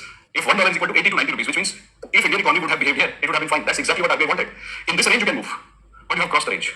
And RBI was telling everyone, don't do this. But the bank said, no, we will give loan. Then RBI says, cool, no, I'll interfere. So what does RBI do? RBI comes here and says, contractionary monetary policy. Because you never listen to moral suasion. So now contractionary monetary policy will be followed, and RBI will say, I am about to sell bonds. I am going to increase repo rate, CRR, SLR, which means what will happen to the size of this circle? The size of this circle that you see, this circle. Done. Back to normal. And then you become 90. And from 90 you become 85. And the moment, see, RBI will bring you to here only, border area. Then RBI will not interfere. RBI will bring you here and say, I'm leaving you now, so that you can move between these two. RBI will not force you inside. RBI says, I have defined a range, including these two endpoints. RBI says, $1 is equal to rupees 80 to rupees 90 with this bracket. Which means RBI says, my job is to bring you back here. Here I leave you. Now you decide, based on forces of demand and supply. So here, based on demand and supply, currency rate will be decided. The moment it crosses here, RBI interferes. So this part is called dirty, this part is called float. So it is called dirty float. This part is called as float, this part is called as managed. So it is called as managed float. This is how the name has been decided. So which policy is India following? This policy. That's your fundamental right. But if you abuse somebody, you have crossed the limits. Then constitution will come, and constitution will say, please be your boundaries. So, but here constitution will not interfere. Constitution will say you have the right to speak. If you want to speak, good things, speak. Unless you disturb somebody else. Hate speech you cannot give. But you can give motivating speech. How to live life? 60 seconds. Right? 2.5 lakh rupees. I'm not a monk. So yesterday I was listening to the news that somebody was defending themselves. Okay, somebody was saying something. This is weird and this is amazing. So select your people very carefully from whom you take these kind of how to live life experiences, and just be careful because they can take a U-turn any time. So coming back. So if I can ask you a question about that in future, guys, what did I tell you? That RBI will never interfere here.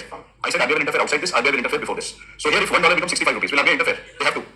Because they have said that I will not interfere in this range. And how will RBI interfere here? Simple. If $1 becomes rupees 65, from 80 has become 0. That means that amount of rupees less, RBI will print more currency. And RBI will increase the currency and take it here. As simple as yes. But one rule which I told you. Whatever leads to the problem, first you try to do the opposite of that to solve it. If doing opposite of that, for example, let's say the temperature in the class is 16 degrees, AC temperature, it leads to problem. The voice will choke, throat will choke, teary eyes, because too much of cold, 16 degrees. How do you fix the problem? By getting a fire inside the class. Why do you need to do that? Simply increase the temperature. You might say, we can do two things. AC 16 and fire. I put the building on fire. That also we can do. But why do you do that? Are you understanding? Are you imagining all these things? Yeah, he's so innocent. He's imagining. I said put the building on fire, not yes, sir. Then he realized what he can do. He said no, sir. Very innocent kid. Don't put the building on fire. He says happy Diwali. So this is it. Now, ये सब चीजें like why do we fix certain rates, etc. This you will understand after let's say a month. that why do we maintain certain exchange rate? This you will not understand today. This you will understand after 1 month. When I do entire banking with you, entire agriculture with you, industry already done. Then one day you will realize, oh, now I know. Not today. This will take time. That why 83? This is a hypothetical example. But RBI tells that there is a certain range which I have decided, and there is a reason they have decided the range that we can't do today. It will take some time. I told you topics are interconnected, but we'll do everything. So did you understand this? Did I give you a dictation on this? No, no dictation. Please write.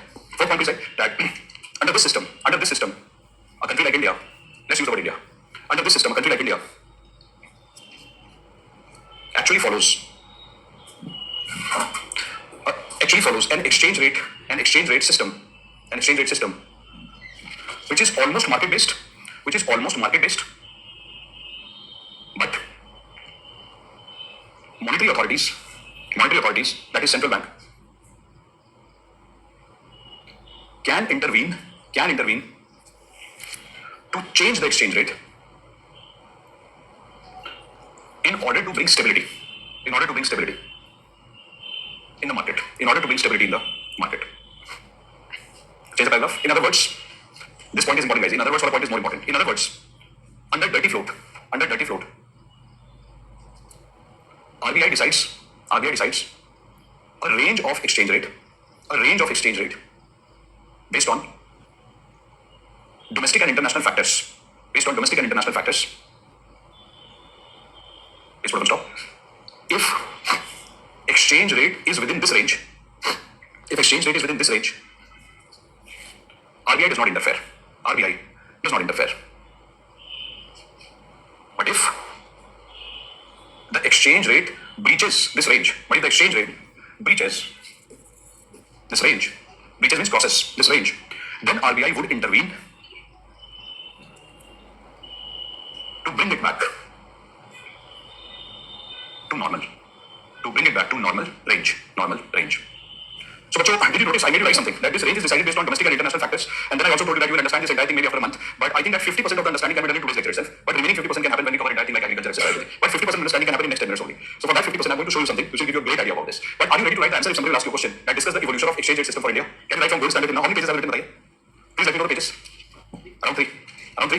Awesome. You have your answer ready. Which means that if you write 4 pages, the heading is going to convert it into 3. So if you have written around 3.5 pages, then what you have to do is for the exam, convert it into shortcut notes, like 1-page notes, create an introduction, create a conclusion, and you'll be ready. And when you will be in a position to create introduction and conclusion, when we finish this topic completely. Like once we are done with BOP, then you will get more data, more fact, something new which is happening. We will be in a position to write solid introduction and conclusion. Today it won't be possible, but once we complete the topic, it will be possible. So different layers of population. No, that's not the reason. The reason is different. I'll show you the reason. So the reason is here.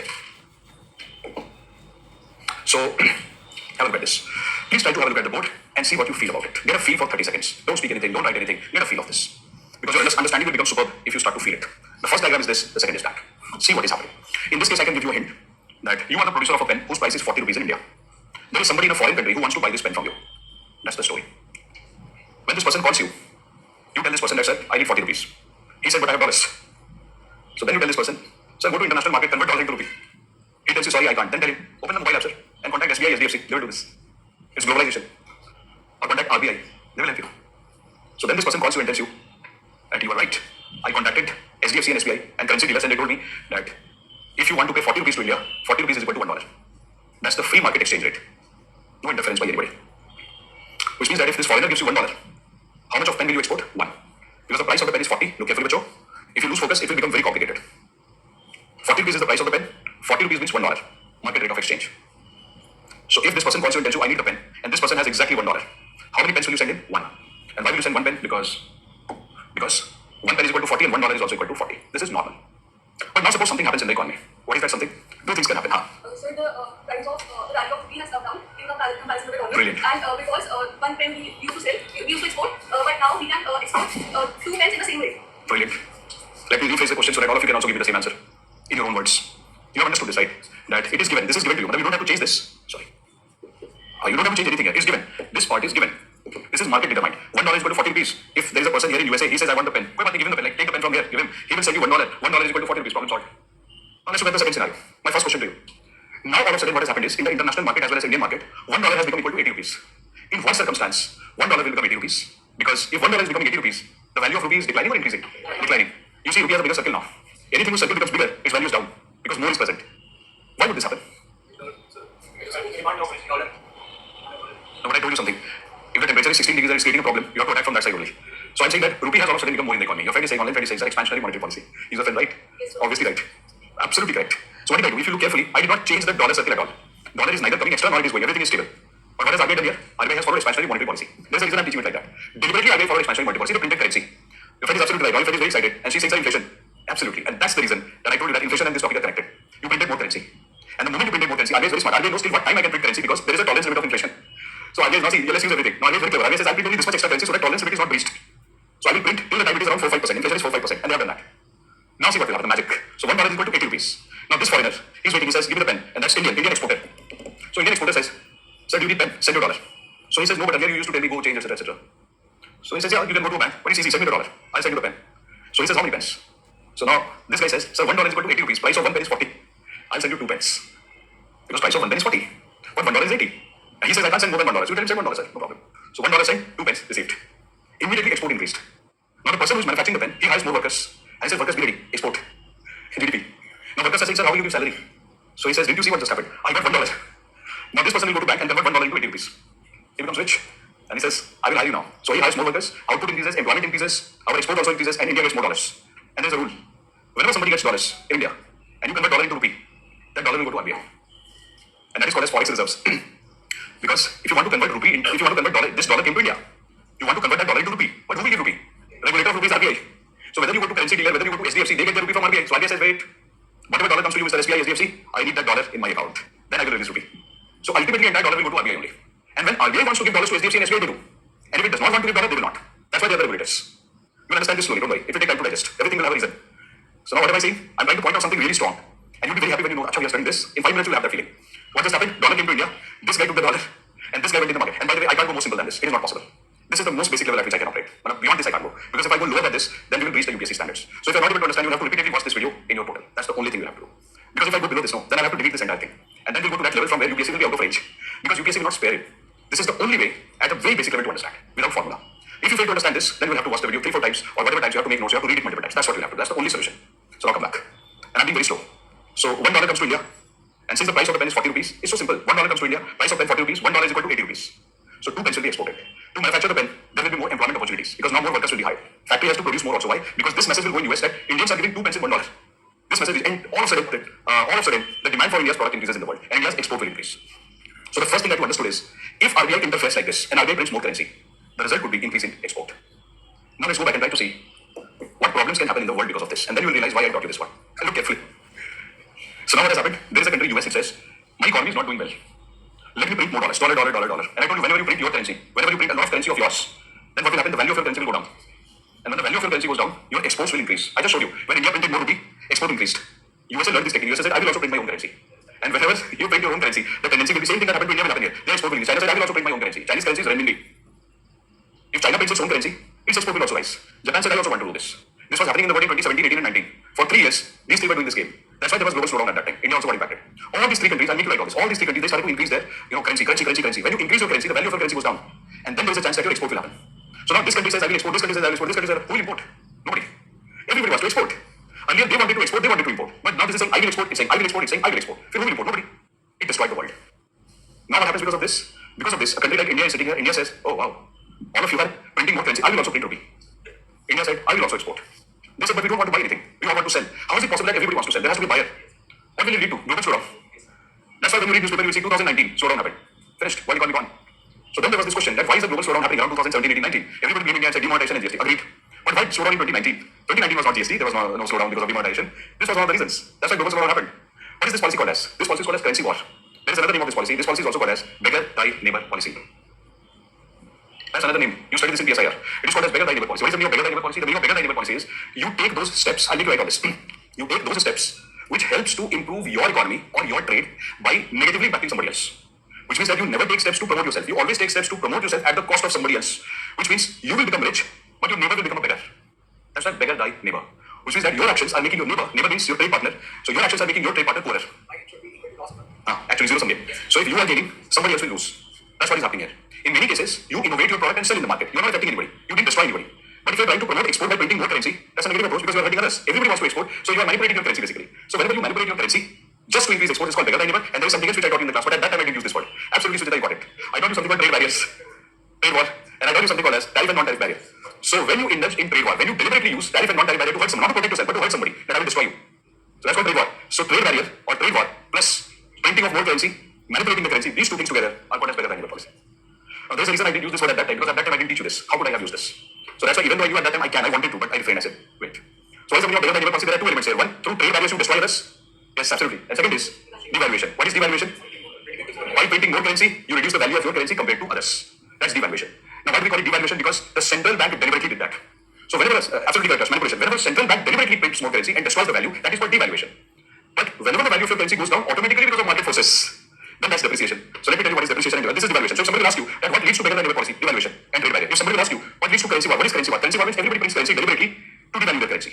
That is currency war. So devaluation leads to currency war. But then what is depreciation? And what is the difference between depreciation and devaluation? Let me show you. See guys. So have a look at the board. I told you that for this you need a lot of patience. But once you learn it and once you look at the dictations which I give you and I make you practice so much through questions which I have created, I showed you some sheets where I have not written anything. You will write it. So once we complete this entire exercise, I can assure you that you will memorize and understand everything. But patience. And you will not understand this today. It will take you one more lecture, next lecture, where when you open this again, you will say, okay, now I have understood. But foundations will be laid today itself. Have a look at the board. So what is happening? What did I tell you? I repeat everything. Now see, $1 is equal to 40 rupees. This is normal. Guys, don't lose focus now. To my online friends, guys, don't lose focus. This is crucial juncture. So $1 is equal to 40 rupees. This is called rate of exchange. Market rate of exchange. No manipulation, no disturbance. Price of 1 pen 40 rupees. Pay attention please. Price of 1 pen 40 rupees. Don't lose focus at all. Price of 1 pen 40 rupees. If a foreigner gives $1, we will simply send 1 pen. Finished. Now two things can happen here. RBI notices that we are able to sell only 1 pen. So RBI says let me print more currencies. How do you print more currencies? Simple expansionary monetary policy. So the moment you print more currency, number of rupee notes increases. And then $1 becomes 80 rupees because the value has gone down. This is called devaluation. Because of devaluation, when somebody sends you $1, now $1 is equal to 80 rupees. Are you understanding this? A foreigner is sending you $1. How many pence will you send? 2 pence. Price of each pen 40, you send 2 pence. So see, through RBI's devaluation, you have just been able to increase your export. But suppose RBI did not do this. And Indian RBI, Reserve Bank of India, is famous for never doing this. We never do this deliberately. We have done it only in the past twice or thrice, and that too under IMF pressure. We have never done it deliberately to destroy anybody. But this happens in India. How does that happen? I'll tell you. On many, guys. On many occasions, what happens is, look carefully. $1 is equal to 40 rupees. Immediately you will see US increases the rate of interest. Recently has it happened? US has increased the rate of interest. When rate of interest increases, what happens to this dollar circle? The dollar circle will remain like this, or it will become smaller. Brilliant. So the thing which happens in India is slightly different. The thing which happens in India is this. The dollar circle becomes this. You know, earlier it was this, now it has become this. Why? Because USA increased the interest rate. It is not RBI, it is US. So now what will happen? Our rupee size is this only. So we'll draw this only. Rupee size this. But now what has happened? Earlier dollar was bigger, rupee was also bigger. But now dollar has become smaller, rupees as such. Whatever it was earlier, it is now also. RBI has not manipulated anything yet. Nothing done by RBI. Even now, $1 will become 80 rupees. So $1 is equal to 75 rupees. How does that matter? But this will happen. And why did this happen now here? It happened because dollar went away. So the amount of dollar is less. Amount of rupees same. It has not increased. But relatively speaking, the rupee becomes low in value. And hence $1 is equal to 80 rupees. This can happen for two reasons, what I told you. One, if RBI follows a policy called as expansionary monetary policy. And second, I told you, it could happen because of market forces like US. When this happens because of RBI, it is called devaluation. When it happens because of other reasons like market forces, US, anything else, it's called depreciation. So devaluation happens when RBI interferes deliberately to do this. Without RBI, if it happens for any other reason, that's called depreciation. So suppose this has happened. Look carefully, I'm going to tell you something very brilliant now. Suppose this has already happened, and India has been able to increase export. You know what US does? US is a very sort of, what do I say? I don't want to use the word. US is a very something kind of country. What does it do? It publishes a report every 6 months. Emotional country. Your online friend is saying, I'm not saying that. Your friend is saying US is a snake. So you guys are very emotional. So see what is US doing? This is real. This is from current affairs. There is something called US Department of Treasury, and what do? They publish semi-annual report called as macroeconomic and foreign exchange policies of major trading partners with US. So what does US do? Anybody who, they say US is a fox. Anybody who trades with US says you are my partner. And US is the most dangerous country in the world to be a partner. Right? So US says if you are my partner, I will stalk you. Like, very positive partner. So US says, I would like to know exactly what you are doing. India is a partner of USA. So what does USA do? USA finds out two things about India. The first thing is USA says, I want to know that what are the policies that India has created in the last 4 quarters of 1 year. Very toxic partner. Yeah, it's a bad marriage. So India and US have entered into a trade arrangement, which we are doing since long. So USA says, since India you are my trade partner, I'll keep an eye. Whenever you make policies, yeah, they have a personality disorder. Whenever you make policies in your budget, I would like to see which policies you have made related to trade. And then USA says, the second point that I would like to see is, I would like to see that when, India trades with USA, USA says, I want to know whether you have sold more number of items to US and collected dollars. Which means, do you have trade surplus? What is the meaning of trade surplus? Trade surplus means exports are greater than imports. So USA says, if I find that you have been able to sell 2 pence to me, which means export is high, and your total extra money that you got from US is more than $15 billion, which means if your trade surplus, what is trade surplus? Trade surplus is export minus import. When your export is very high, which means you are exporting more pence and you are buying less from USA, and the difference between these two, if it crosses $15 billion, USA says, I would like to deeply examine you because of these two things. I'll deeply examine and I'll try to find out that why actually these two happens. And US says, if I am able to find out that India has been able to sell more pence because of this, then I will blacklist you and I will put economic sanction against you. So what did US do? Exactly in the year 2022, India was placed in the blacklist.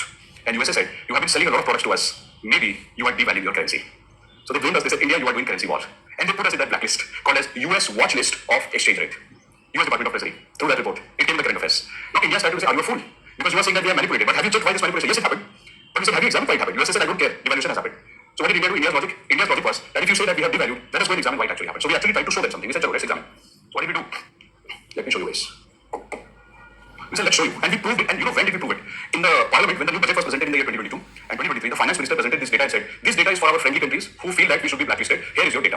And if you read the budget speech of the finance minister, I've taken this example from there. What did she say? She said, so let's imagine that $1 is equal to 40 rupees initially. Then she said that, okay, if RBI prints more currency, the amount of rupee will increase and $1 will become 80 rupees. This should be called as devaluation and it will increase export. This is also called as beggar thy neighbor policy because we are hurting US. Then India said that let's examine another case. So India said, US, we have kept the data of how many times we have increased the interest rate in the year 2021 and 22. And US has been constantly increasing the interest rate at that time. So whenever US used to increase the interest rate, what used to happen was, initially India was $1 equal to 40 rupees, but from India, see, look at the dollar circle. This dollar used to fly to US. So what happened? Our dollar circle became smaller, but our rupee circle remained the same. So now India blamed USA by saying, US, actually you manipulated Indian currency. Why? Because you increased the interest rate, our dollar went to your country. So we want to ask you a question, why did you do that? So what happened when they increased the interest rate, dollar from India went away. So dollar circle became smaller. When your dollar circle becomes smaller, then your $1 became 80 rupees because the value of rupee came down. So now India says, that's not devaluation, that is depreciation. This is devaluation. Why? Because RBI did that, and that's depreciation. Because the market happened, and you are part of market. So actually, USA, you manipulated us. Then government of India did not stop there. Government of India said, now let us prove that you have manipulated every other country in the world. Openly we did that. And what is the example that we gave? We gave this example. Then we said, US. That's Indian rupee, and that's US.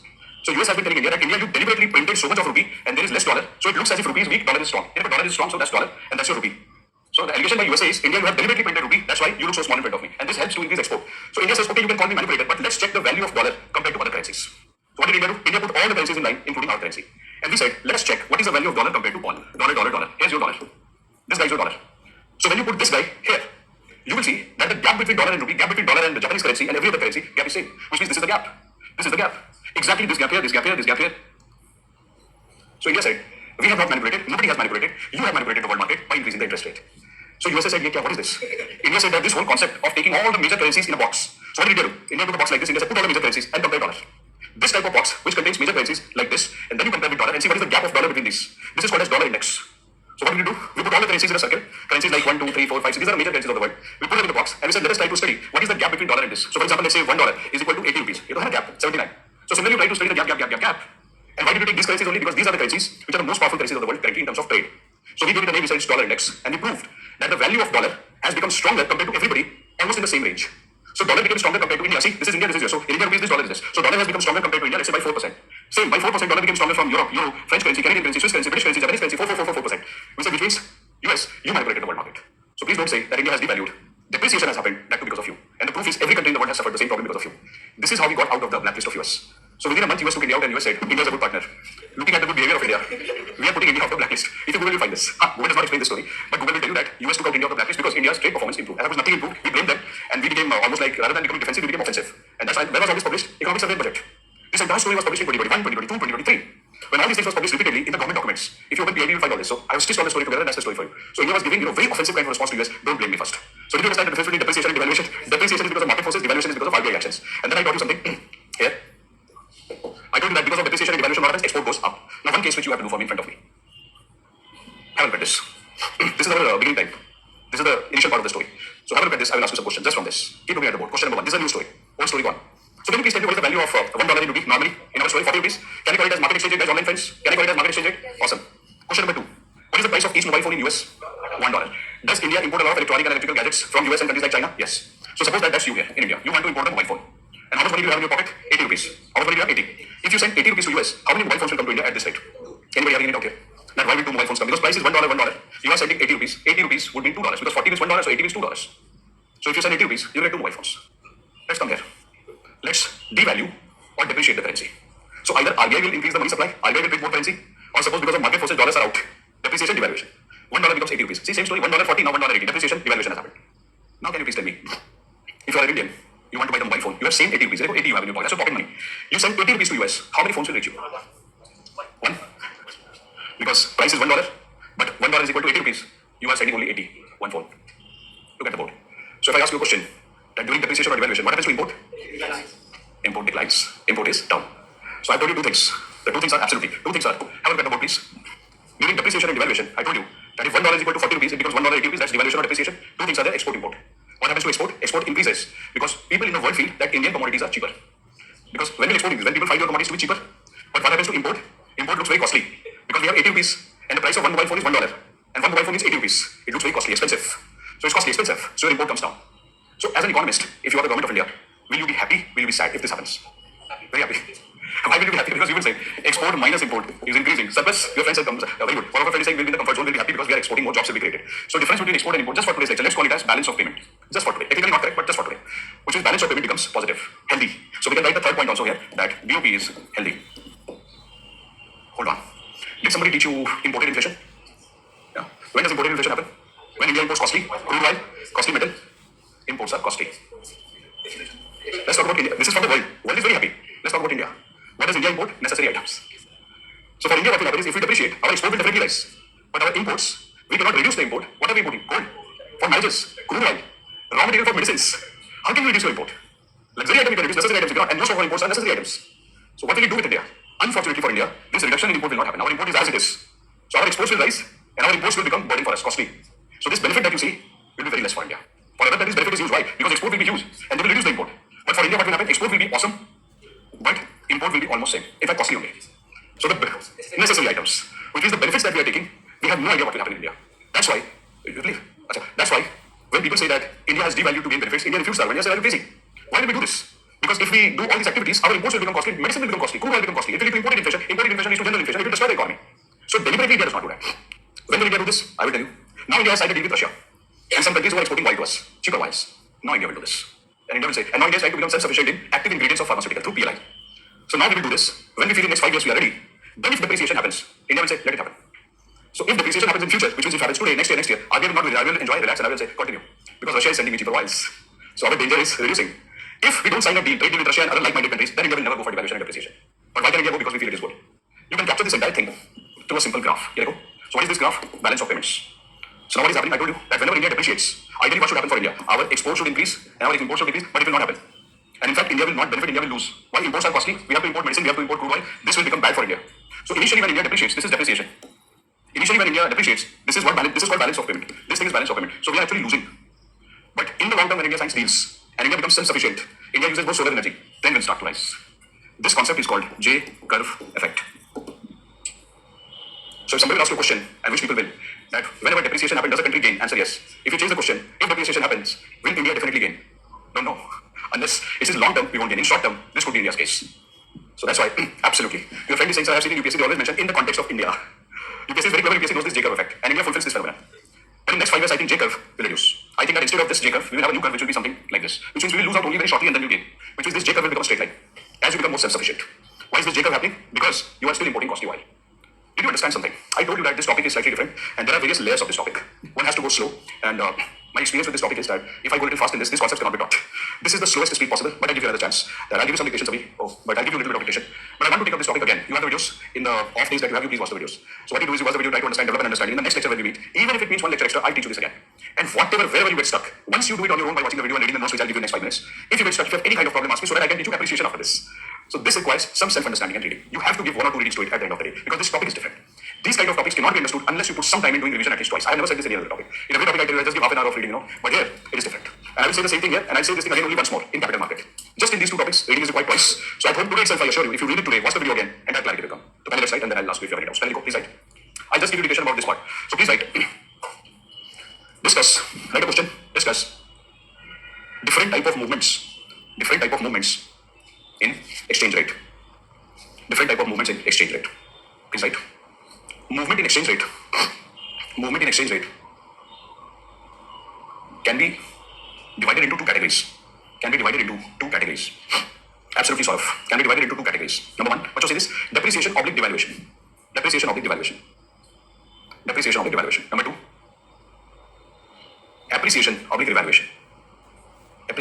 revaluation. Let's write. Please give a title. Depreciation, number 1, depreciation oblique devaluation.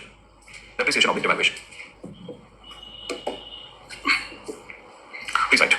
Suppose, but this is the best way to write the notes. Please write, suppose $1 is equal to 40 rupees.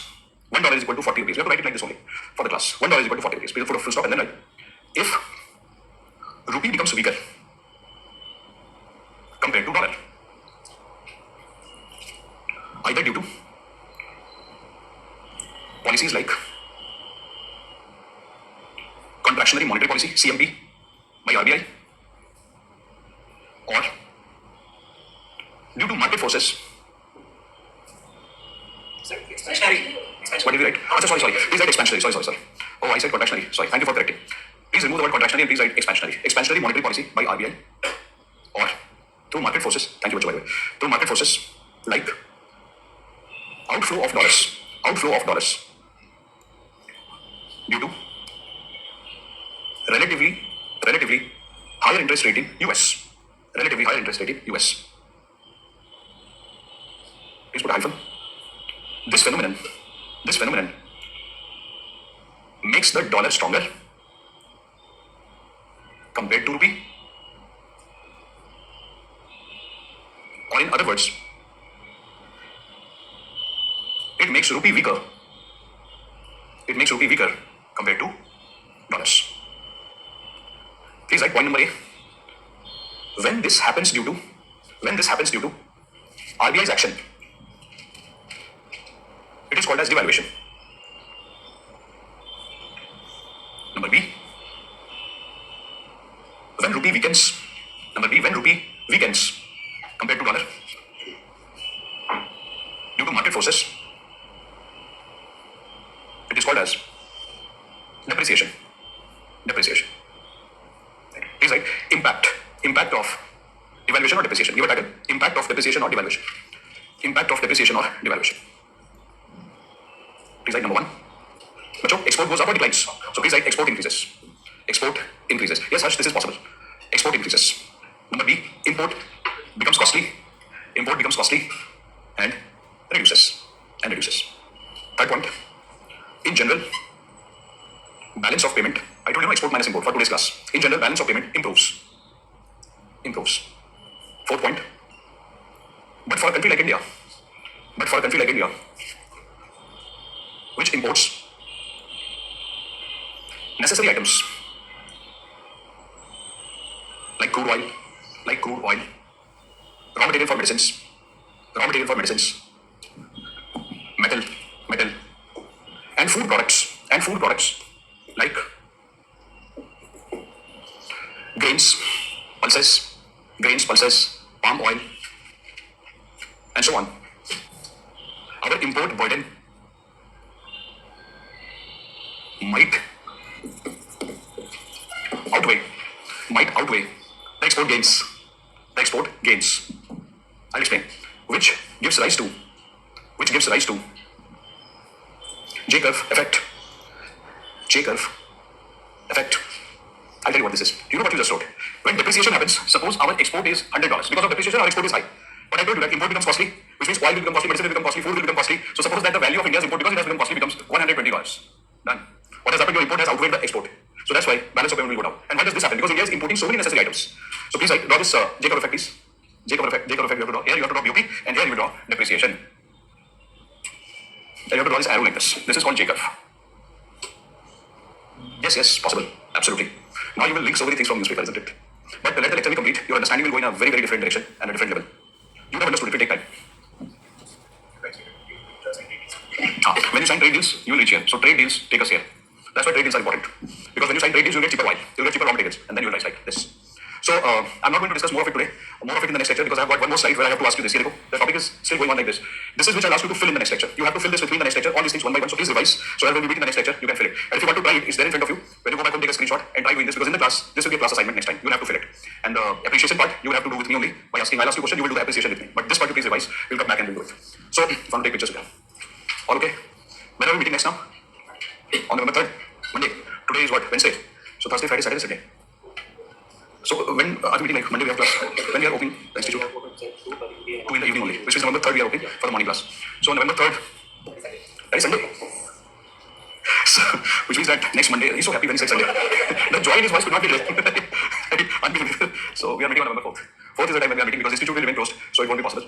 Now, strong currency, is it because more stable than rupee? Not really, I bet. We will see it because it will still take a little more time. It will take more time. So, for example, your friend is asking why Japanese currency is having certain value, etc. It will take more time. Give me more time. When I complete all these things, you will understand why Japanese currency has certain value. Not today, but it will take time. Any doubts? Okay. So, fine, guys. Please explain a little bit the second point explanation of different point of fixed exchange system. The meaning of the point of difference exchange is that whenever, so guys, if you are living, good day to you. Thank you so much. Celebrate the festival with full responsibility. Don't harm yourself. So don't be too emotional. Don't go out too often when there is pollution. So just be careful. No, we won't be able to meet tomorrow. The reason being that the institute will be closed from today afternoon itself. So we won't be able to meet tomorrow. Happy Diwali to all of you.